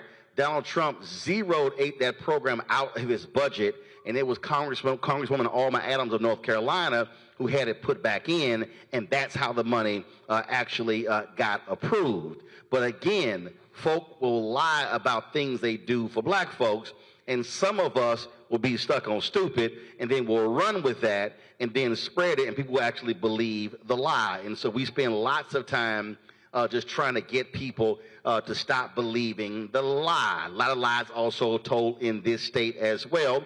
My next guest has been battling the governor on a lot of those lies. He is Delegate Don Scott, leader of the House Democrats. If they flip 3 of these critical seats across this state, he will be the next Speaker of the House of Virginia, the first African-American in history, and the first African-American Speaker of any House in the South. No. Right? No. Who we had before? Dan Blue, another alpha. Dan Blue in North Carolina. North Carolina. So, would you be the second? So let's talk about, again, we talk about lies. We were in Petersburg. It was so interesting. I was talking to a lot of people there, and they said, oh, man, the governor, he spends a whole lot of time coming here touting things that are done here. And I had local officials who were telling me off on the side, they said, literally he was taking credit for stuff that Democrats had done. Well, I wish he would just say thank you, because he was, you ever had those people, some of y'all students who are here to school, I'm Don, thank y'all for having me today, thank you for having me. You ever had those people that cheat off your paper? A lot of Omegas and Kappas, I'm used to that. No, stop. So you did all the work, set everything up, and then, you know, they come in and take credit. So what happened was when we had the majority, and Ralph Northam was the governor, and we had the trifecta, we did some amazing work. We sent a lot of resources to Petersburg, and then the governor changed before those things get implemented. We had already obligated those resources. So he just comes in for the ribbon cutting after everything's been done, and he doesn't tell the truth that this stuff was done well before he came in and put in motion. He comes in and takes credit for it. And I don't blame him because, as you said before, some folks just not paying attention. This man has been hostile to everything. He has been hostile. Did you ever think in your lifetime that Martin Luther King Jr. would be controversial? He took Martin Luther King Jr. out of K-8 education. I know there's some teachers in here. They tried to change the history standards. This is what they do, but then at the same time, they're walking around saying that they're trying to do something for Petersburg. We don't need a great white hope in Petersburg. We need to get the resources and the people in that will come in and do the work. And we plan on doing that work. Anytime you have someone, the first thing that he does, he says, he ran on critical race theory. He made up this whole thing trying to scare some other folks in other communities, and we know that's not true. And the first thing he did was say, we're going to ban divisive concepts. Nobody knows what that is, because it might make somebody feel bad about history. Why couldn't folks identify, white and black, with abolitionists, with white abolitionists? Why couldn't they identify? Why does he always think that they're going to identify with the slave holders? So at the end of the day, we have to start challenging these ideas and these concepts that these guys bring in. The second thing he did was create a teacher tip line. Y'all remember that? Laughing stock of the nation. He had parents turning on teachers. He had students sitting in the classroom snitching, not learning, snitching on their teachers, trying to get teachers in trouble. This is the leadership that they've chosen. They've chosen these divisive culture issues. And at the end of the day, we have too many people hurting for that. We need to be focused on the issues. And if we're focused on the issues that affect our community, we want every child to have an opportunity. We want every child to have an opportunity at first-class education. They wanted to remove, the governor's first goal was to create $1 billion tax cut for corporations. People that didn't ask for it, people that didn't need it, didn't even ask for it. And he wanted to give that to them. And so I think we have to just continue to pay attention about people who come in and who want to use photo ops. They love to put our people in photo ops. And some of us don't realize how powerful, they say a picture is worth 1,000 words. And sometimes we're telling a story through a photo that we don't realize that we're being used. You know, it's interesting when you talk about that, because what happens is I love to hear the folk who talk about corporate tax cuts, and they say, oh, this is what's going to bring businesses to the state. This is going to bring jobs, things along those lines. I saw this tweet today that was interesting. Shell Oil posted a $6.2 billion profit in the third quarter of this year. And they immediately announced a $3.5 billion stock buyback. Yeah, they're doing well. And what that means is now stock buybacks don't help the economy, don't increase wages, don't produce any jobs. It simply rewards the investors who hold the public stock, who have those stocks. And that's the thing that people have to understand. I've covered city government, I've covered county government, I've covered state government, and I've sat in those meetings and I've seen the lie. I've seen the lie of built professional stadiums they built and like, oh, this is going to increase this here. No, it's going to increase the value of the owner of that team to be more of a billionaire. And that's the thing for me, when you never seem to see someone come back with real numbers. What did that corporate tax cut, how did that actually benefit? Did the jobs actually improve? No, that simply went right back into the company, but not into the workers' pockets. At the end of the day, the return on investment, that's what you're talking about. That's what shareholders want. They want shareholder value, right? But we want return on investment too. My mother, single mom, 6 kids in Houston, Texas, struggling. Her return on investment was us. She invested in her children. She made sure that all 6 of her kids had a high school diploma. Right now, she's 88 years old. She got them diplomas sitting up in her most coveted spot in her house. And you can try to take them, but you're going to lose an arm. Those are hers. And at the end of the day, our families, we always knew that the pathway to the American dream went through a book. And so we've always believed in investing in education first. That's first. So those people who want to do corporate tax cuts, they're investing in the wrong things. Virginia has a great economy right now. We're one of the best in the country. We attract business right now without corporate tax cuts. You know why? Because we have a great workforce. We have an educated population. If we continue to do that, we have great schools like Virginia Union that are educated, that are ready to go out and compete. And so what we need to do is continue to invest in our students, continue to invest in public education. They want to defund public education with $1 billion tax cut with dilapidated schools, and we want to invest in our schools. We want to invest in our teachers because we know great teachers make, you know how much a teacher matters? He went to Yates High School, the inferior school in Houston. I went to Sterling in Houston. And now, you know that's a lie. But you know that's a lie. But at the end of the day, never heard somebody saying, I went to Sterling. I went to Sterling. Proudly. At the end of the day, though. You're the only one. I'm the only one. I made it. At the end of the day, we want to invest in our students. And we want to make sure that we continue to invest in our students and put those dollars and resources in our students because we know the return on investment is in people. And if you think about all of the things they talk about with corporate tax cuts, they haven't addressed, that was a shooting in Maine. The governor talks about all of this stuff. He hadn't said a word, been quiet as a church house mouse. Because we passed a red flag law when we were here that said that if you have a family member or employer or employee that's struggling, you can go through a civil process. They call them extreme risk protection orders. You can go in a civil process and have that gun removed from the home, and they can go into a civil proceeding or circuit court and try to get the gun back, or they want to, or at a time when they're recovered. But they tried to repeal that. Think about this. Every single Republican in the House of Delegates where I serve voted to repeal a common sense piece of legislation like a red flag law. You know what I mean? And our veterans are struggling. They talk about veterans. Our veterans are struggling with suicide. And the number one way that they hurt themselves is with a firearm. We got to start telling the truth to people. Get out of the red versus blue, the Democrat versus Republican, and let common sense prevail. Had somebody, I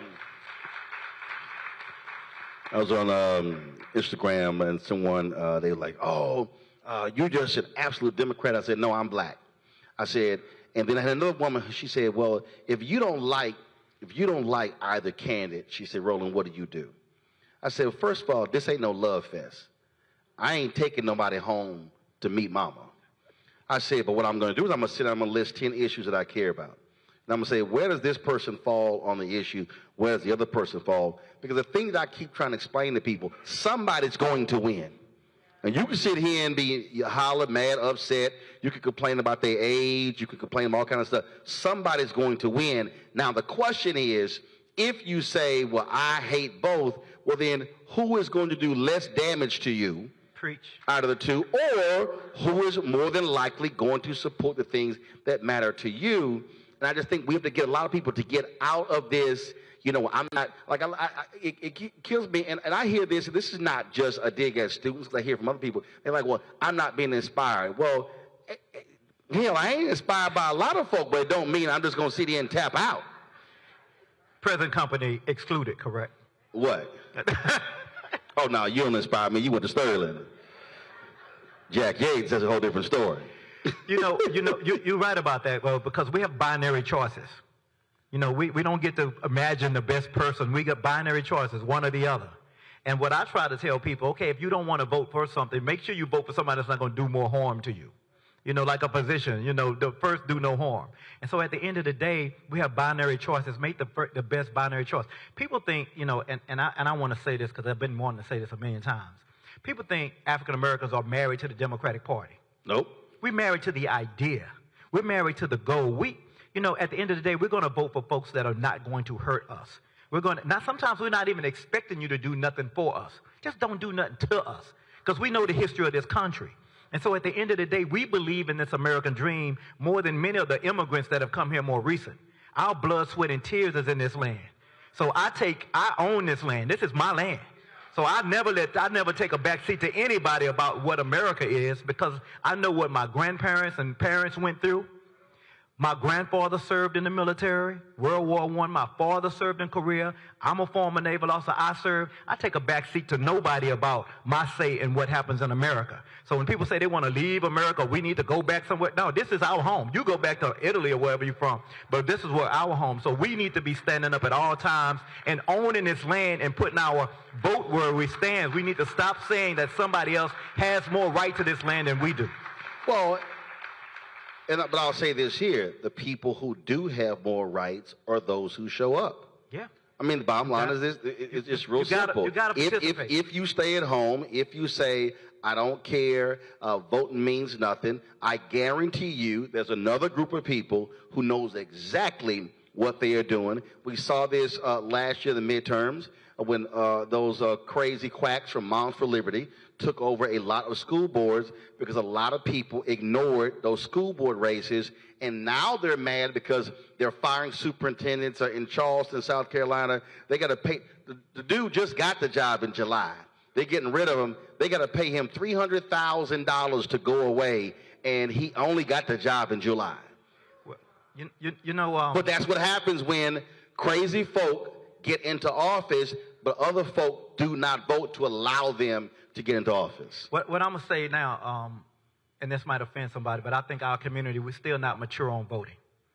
We're not mature on voting. We're a little bit naive. We got to start voting more. We have to step up. We have to be making out. We got to address. Okay, 75% of registered voters in Virginia vote in presidential elections. In an off year like this year, it's going to be 35, 40%, if we're lucky. We have an outsized opportunity to have an influence in this election. We have to take advantage of that. Don't compare me to the almighty. Compare me to the alternative. And if you look at that, we have an opportunity to choose leaders that care about our communities, that are invested in our communities, that come from our communities, that understand both black and white candidates, Latino candidates, Asian American candidates. They all care. We all have, you know, a common value system that speaks about making sure that everybody has an opportunity at this American dream. Everybody gets a great education. Every child gets free from gun violence. You know, I have a 14-year-old daughter. Beginning of school, first week, she's coming home telling me they had an active shooter drill. This is the energy that we're putting into our children right now. And we wonder why sometimes they're acting out now. We're telling them that we will not keep them safe. We're telling them, be prepared to have to hide in the bathroom because we haven't gotten courageous enough to remove these firearms. We got too many guns on the street. It's more guns than people in the United States of America. That's a problem. And we need to start looking at ourselves and having decisions and making and holding our leaders accountable. That conversation ought to happen whether they're Republican or Democrat. What are you believing about these guns in these schools? What are you believing about the guns that are proliferating illegally many times across the entire country? We need to have those conversations. So when you talk about that 75% presidential year, then an off year, what I keep saying to African Americans is that if you look at our numbers, even in the state like Virginia is 20%, you look at the Mississippi election is coming up, you look at even the Kentucky election, the gubernatorial race, you look at any number of these races, if we are actually voting at anywhere from 60 to 75% of our capacity, we can literally sweep elections. Even when I talk to folks in South Carolina, people say, man, South Carolina is red. If you actually look at the numbers, if African Americans voted at 70% of our numbers in South Carolina, elections get swept. That's the power of our vote if we actually use it. Yeah, we have to use it. And I think, a lot of times we listen to the naysayers. Don't vote, don't make a difference. It makes a huge difference. Let me tell you, it makes $170 billion difference in Virginia, because that's what our biennium budget is. So when you say you're not voting, and you're basically saying, I'm going to give someone my money, because I know somebody paid for something on the way here, and your tax dollars went to that. So basically you're saying, taxation, I choose not to have representation. But you're going to get taxed anyway. Right. Oh, and you're going to pay. Yeah, you're going to pay. You're going to pay property tax, sales tax, whatever it is, you're going to pay, and somebody else is determining how that money is being spent. It's going to get spent. So don't you want to have a say in where that money goes? Don't you want to have a voice in whether your children's future is going to be taken care of or not? Whether you're going to get resources to Virginia Union University? Recently, the Fed said that HBCUs in Virginia had been historically underfunded by hundreds of millions of dollars. That means y'all have been paying into a system, not getting anything back. And you don't get it back, you know why? Because you don't vote. We're not voting. We don't have leaders in place that will make sure that we get our fair share. That's all. We just want our fair share. Because you're paying in, you might as well get something back out. And also, especially considering for about 300 and plus years, we paid for stuff and got nothing from it. Nothing. And this is the first time that we've had, I know I look good for my age, but I'm only 58 years old. 1965. Voting Rights Act passed in 1965. Y'all remember John Lewis crossing that bridge, Alabama? That's when we first started really getting to participate in the American dream and voting, right? 65. So this American experiment that's really a multicultural experiment, that's really a dream. This idea, we're the only nation in the world where that's really based on an idea. Whether we were included originally or not, we're in it now, and we hold these truths to be self-evident, that all men and women are created equal. That's the idea. We're black, white, Latino, Asian, gay, straight, whatever. And at the end of the day, we all came together and said, this is what we are. So we're a one nation based on an idea. That's the beauty of America, and we all get to participate. And the more that we participate and the more that we make our voices heard, the more that we can create the nation and the vision of that idea that those slaveholders that founded this country, that never thought you'd be sitting in a room like this. But that idea is still a great idea. And we have the opportunity to make it fruition. But I, for one, want to hold them accountable to that idea. How about you? Or as Dr. King said, make it true what you put it on paper. Yeah, make it true to what you put on paper. Got to go to a break. We'll be right back with Delegate Don Scott. Folks, we're here at Virginia Union University. We'll be right back on Roland Martin Unfiltered on the Black Star Network.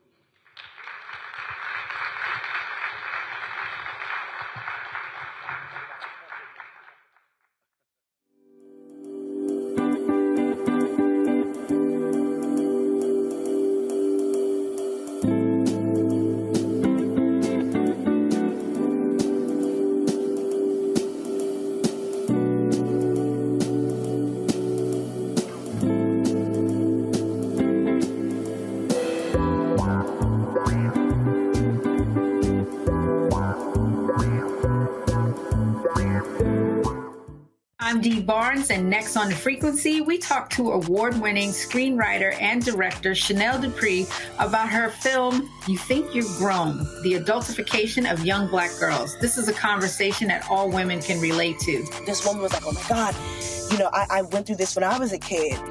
She wore something, it was a maxi dress, but the way it fit on her body, this female teacher thought that she looked too grown and spun her around in front of a male teacher and said, do you think she looks grown, right? Oh my God. So that's next time on The Frequency on the Black Star Network. On the next Get Wealthy with me, Deborah Owens, America's Wealth Coach, are you trying to figure out how to earn more revenue in your business during these volatile times? Learn how to tap into the largest marketplace in the world through government contracting. Our next guest, Akia Hardnett, will be sharing how you can get wealthy through government contracting. We got a young lady, government assistance to government contracts. She literally was on government assistance when she came to us, and in less than a year, she has been winning multiple government contracts, and it has changed the trajectory of her family. That's right here, only on Black Star Network. Farquhar, executive producer of Proud Family. Bruce Smith, creator and executive producer of The Proud Family, Louder and Prouder. And you're watching Roland Martin Unfiltered.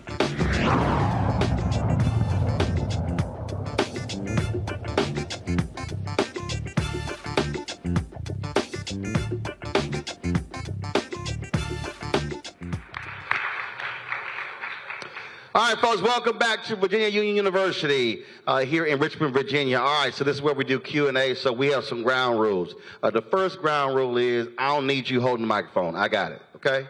Okay, just keep your hands in your pocket or keep them behind your back.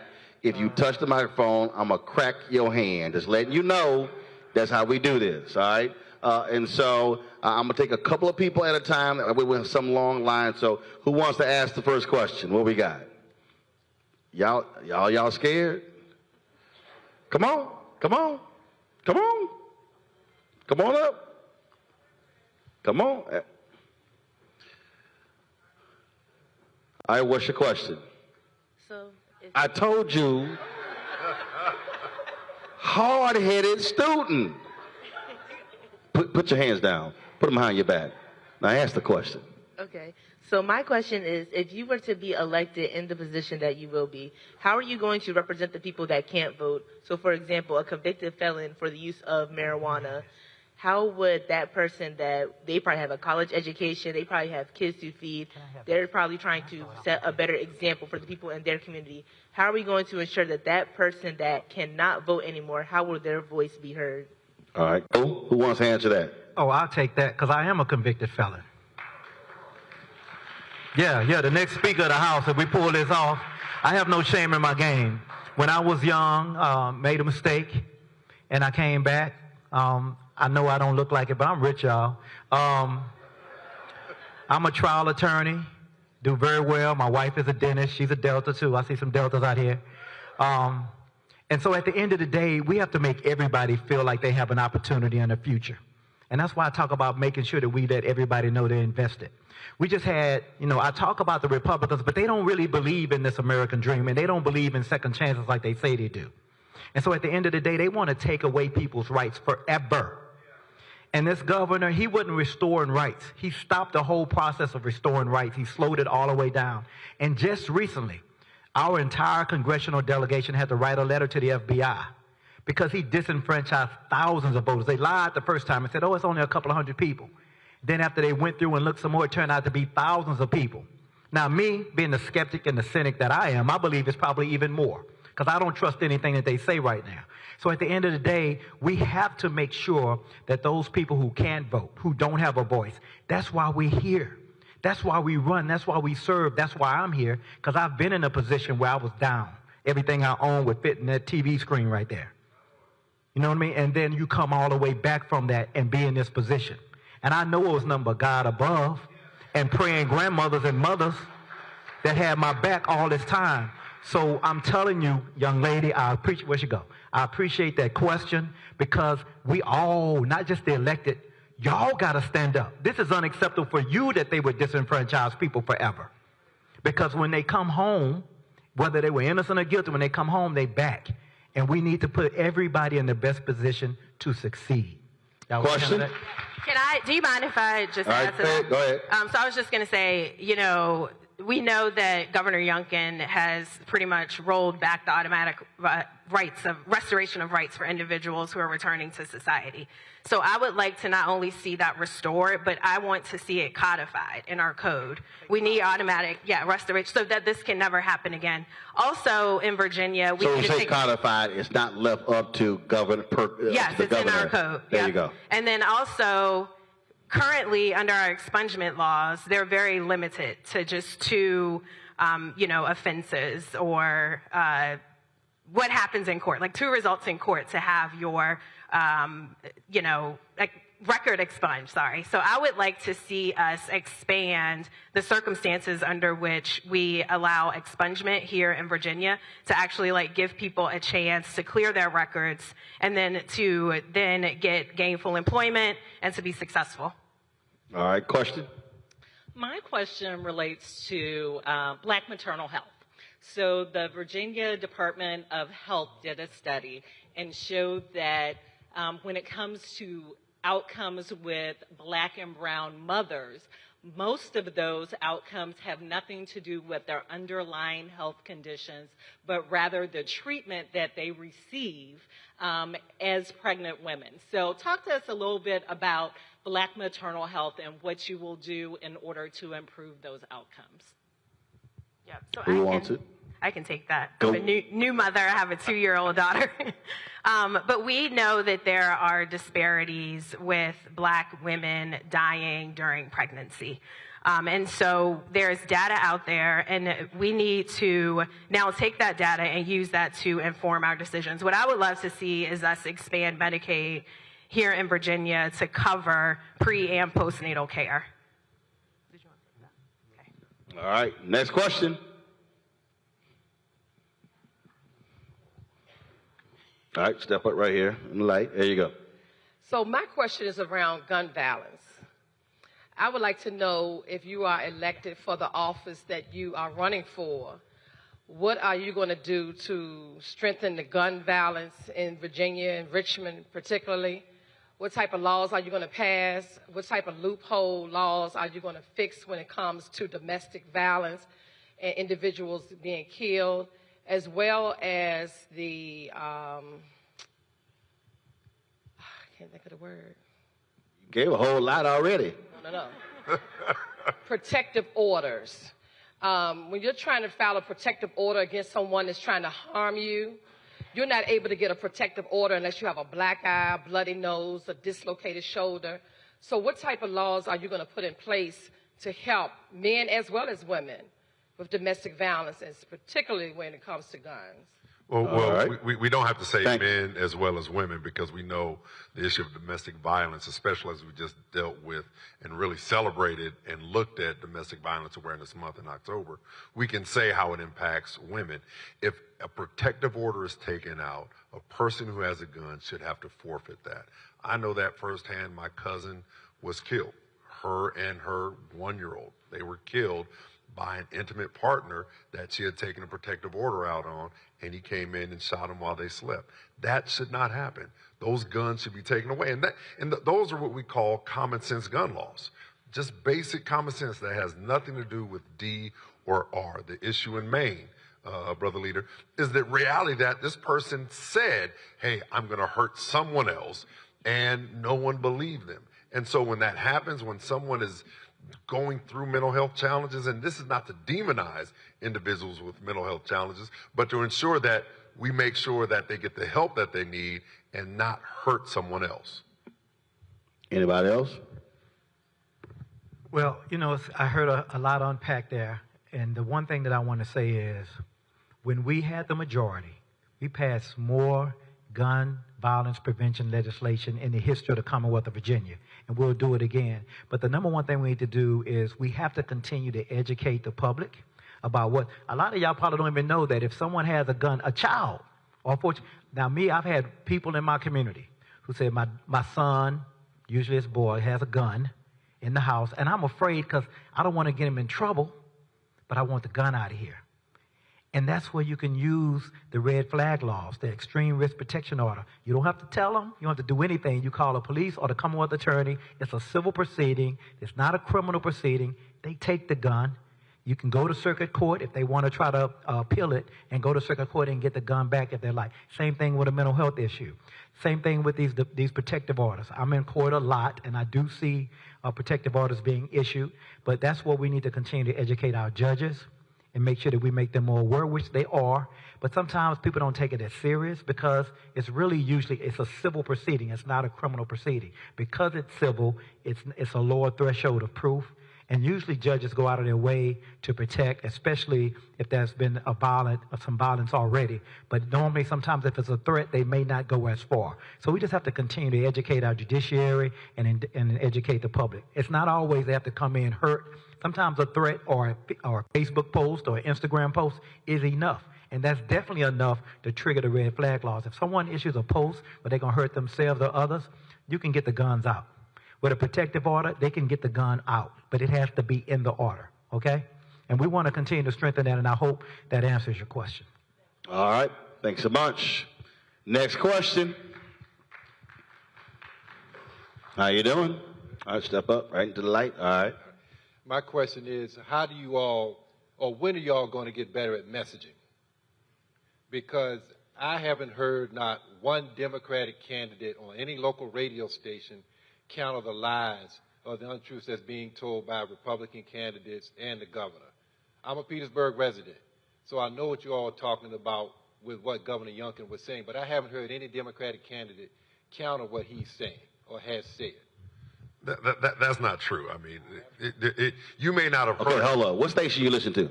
I was listening to an AM station. But what's the AM station? AM 1140. Where is that? Here in Richmond. All right. What kind of station is that? Yeah, you're listening to WBS. That's why. Well, why not the Democrats go on there and counter that? Because they don't let us on those stations. When I've gone on with John Fredericks, I've challenged a lot of the things and notions that they've shared. We run political ads and are running political ads, and we're actually, the House Dems are doing an excellent job messaging to ensure that the lies that are trying to float in Petersburg, that Governor Youngkin and Kim Taylor did it. No, it was the But you also, but let me, hold on, let me take this.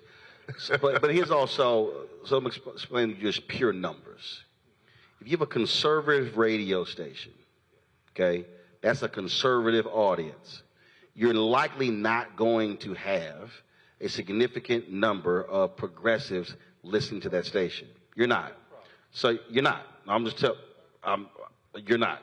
So if you have finite dollars, then I am going to spend my money where my likely voters are.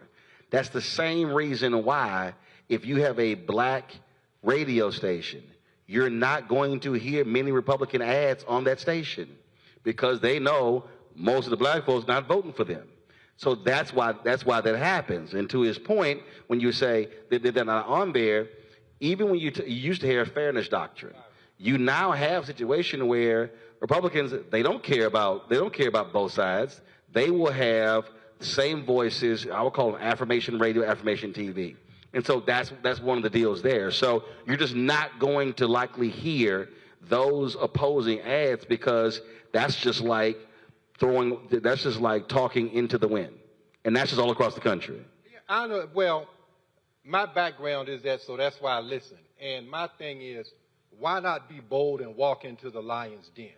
Okay, no, but again, I'm talking money here. If I got $100,000, that is basically called wasting my money running it over there. Because if election's about one thing, mayor, well, no, turnout. I have to turn my people out. So I have to go where my likely voters are, and that's where they're going to be. That's the reason why you didn't have the House Republicans call us and say, hey, let's do some town halls.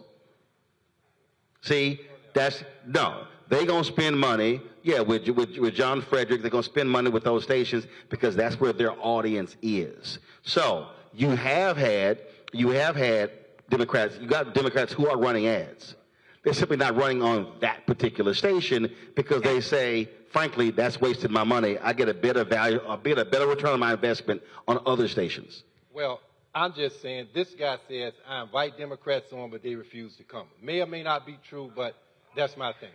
Who says that? This is John. This is the morning talk show host. He does.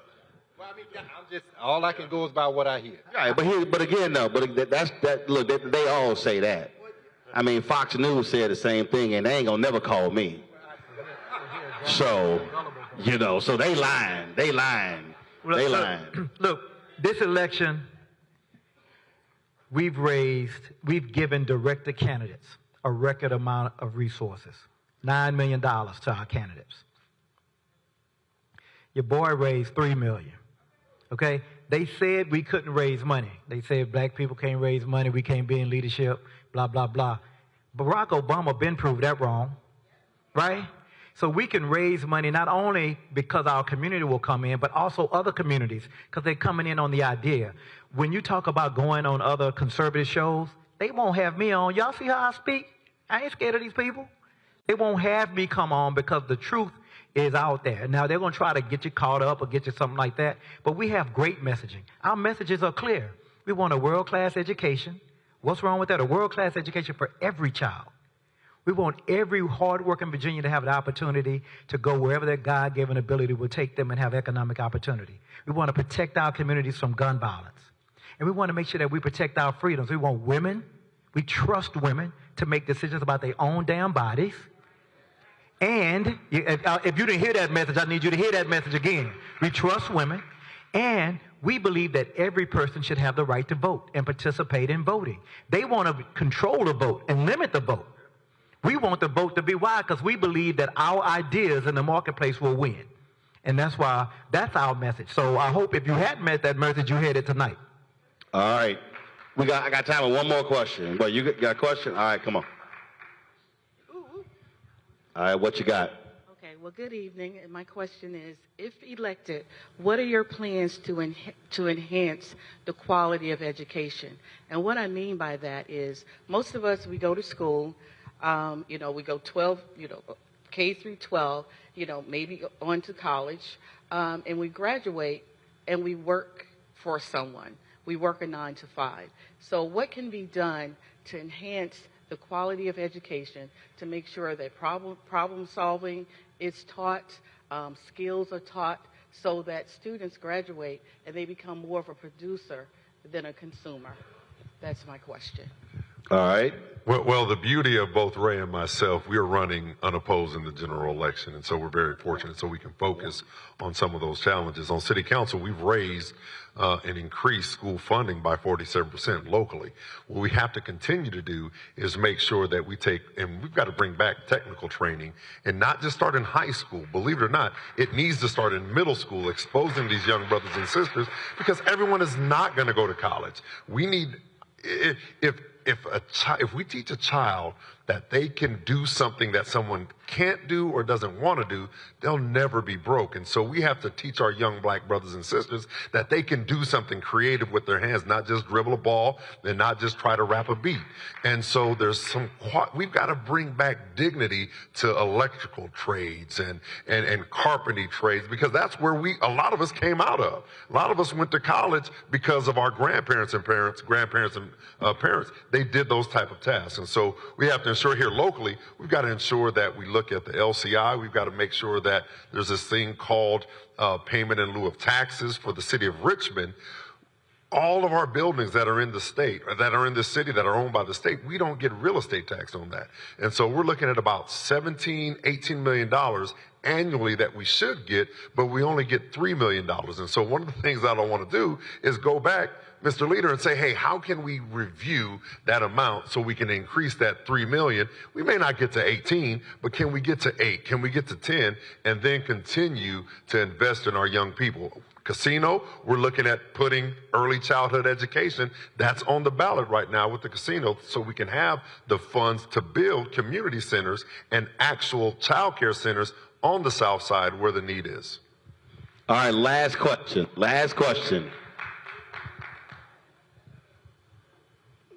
Girl, how you gonna get up so late? All right, here we go. What's the question? Come on, step up. What's your question? Hello. Thank you for taking me. I have worked and did in politics as far as like register people to vote. I worked with Terry McCullough when he did the restoration of rights. I worked with Jennifer McCullough and all of them. So my question to you, in me going into the low-income neighborhoods at that time, what I discovered was that they didn't even know that we were voting. People act like they were scared to go in those neighborhoods because there was a lot of shooting, a lot of stuff going. I know God is with me, and those my people. So I want to know, what can you put in place just not to put it out there when it's voting time, but other things where maybe you could get a team or something, and like every once in a while go out there, greet the people, take a team with you and stuff, or like doing something, cook out educational stuff for them. So I started sort of this political journey volunteering for President Obama, doing voter registration and voter protection work. And then that most recently resulted in me being a vice chair for the Richmond City Democratic Committee in charge of voter registration. When I took that role, it was very important for me to host and plan voter registration drives in our public housing communities here in the city, because I do think it's very important to meet people where they are and to educate people on the legislative and democratic process. So when we went into those communities and talk to people about registering to vote, the first question or the first comment was, well, I can't vote. I don't think I can vote because, I'm a convicted felon. So it was so great to be able to pull up, this website, which, you could, when we were doing automatic restoration of rights, pull up a website, type in their social security number, and to tell them on the spot that their rights have been restored, and then to register them. The second question I got was, well, what does a delegate do? What does that even mean? Why should we vote? And what I told them was, even if you don't think, and, obviously people think their votes don't count. And I think when they say that, they're thinking more of like a federal level. So what I did was break that down and say, I understand why you would think that when it comes time to vote for president. But we have local elections too, and every single vote matters in those. You can vote for the mayor, city council, the Commonwealth's attorney, the sheriff here in the city of Richmond. And when I broke it down that way, they were just, amazed that they actually could vote on those individuals. What I also did was tell them this story about one of our delegate races that literally came down to a tie after multiple recounts, and someone was elected based on the elections board pulling a name out of a hat, because that's how close that election was. So education, we talk about people not getting out to vote, but we're also not educating people. And that's very clear when you're on the ground doing that work. Another thing that I think everybody should be doing, especially us elected, but people who care about the community. You got to go in the community. You have to go into every community. I ain't scared. I'm with you. I mean, God is on my side. He's helped me this far. He ain't bring me this far to go back. So I'm going in and speak to my folks. These are our people. This is our community. This is us. We have to go into every community to let everybody know. I think a lot of people, they don't vote because they don't think they have a stake in the game.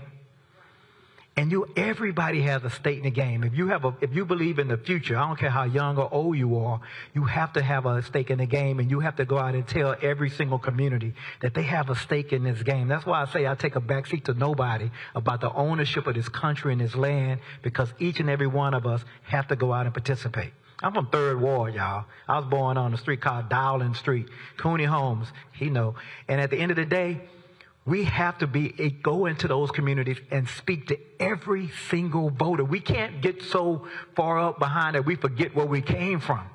And I think sometimes some of us forget where we came from, and we don't have that empathy. And that's what we need. We need more leaders with empathy, because when you have that empathy in that heart, then you're willing to go and speak to anybody, anywhere.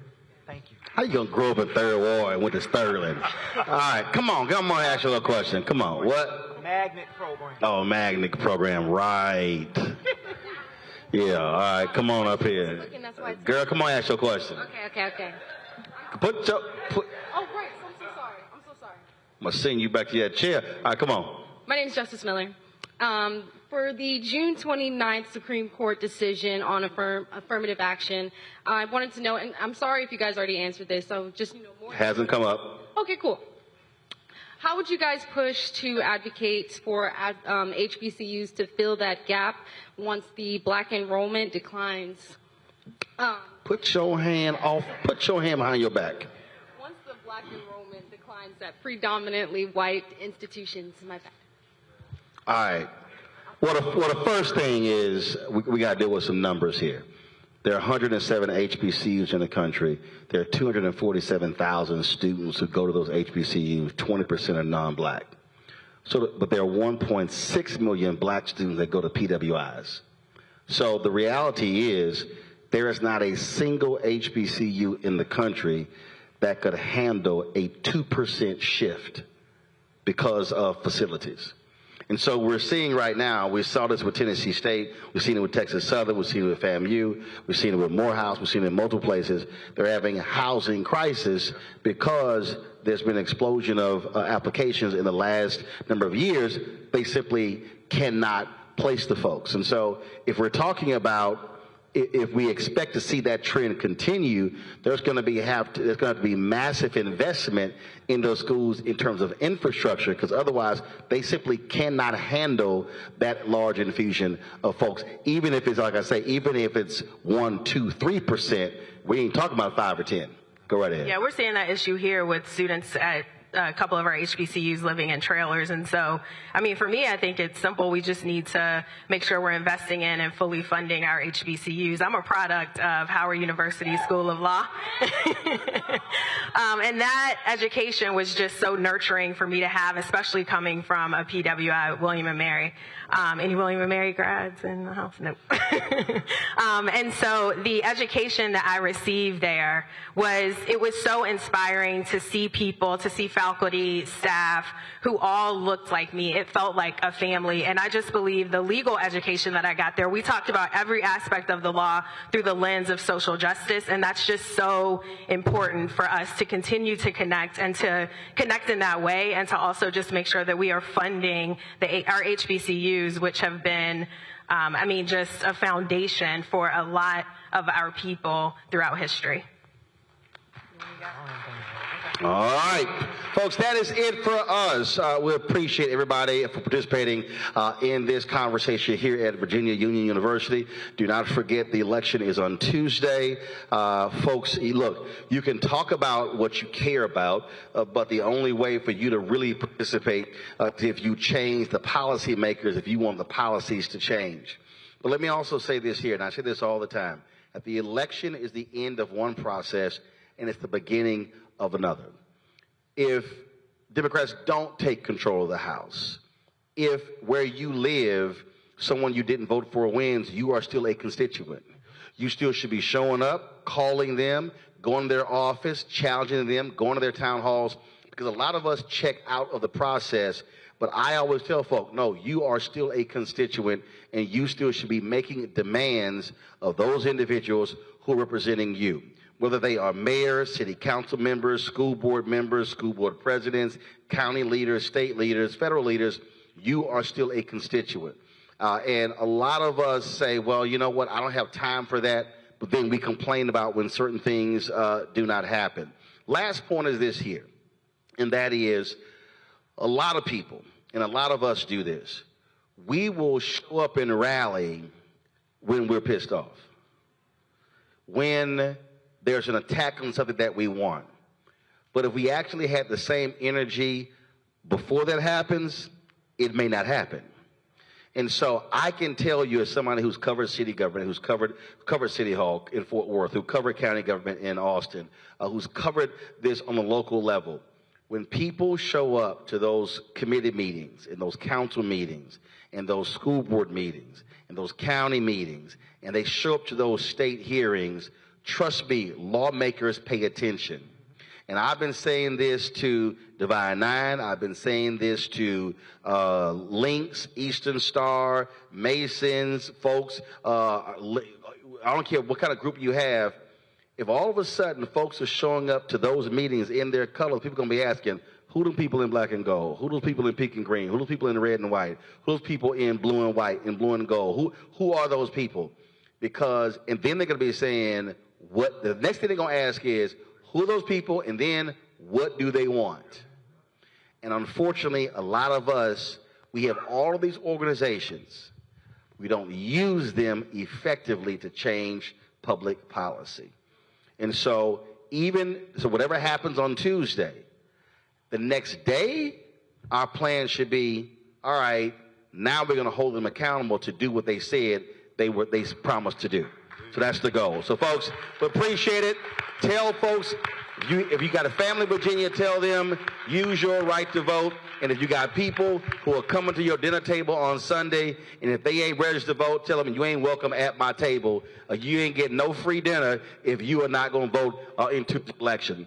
I want to thank, again, the House Virginia Democrats. I want to thank all the folks who made this happen. This is our 5th town hall, and we certainly appreciate seeing all of you folks. That's it. I'll see y'all tomorrow from Mobile, Alabama. We'll be broadcasting live from there. Y'all take care. Howard!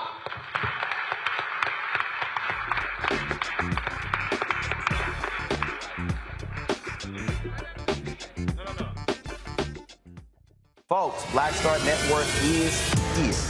Hold no punches. I'm real revolutionary right now. Black power. Support this man, Black Media. He makes sure that our stories are told.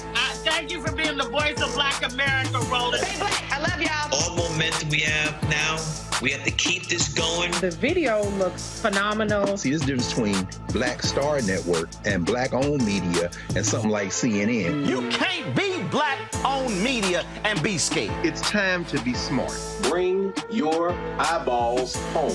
You dig?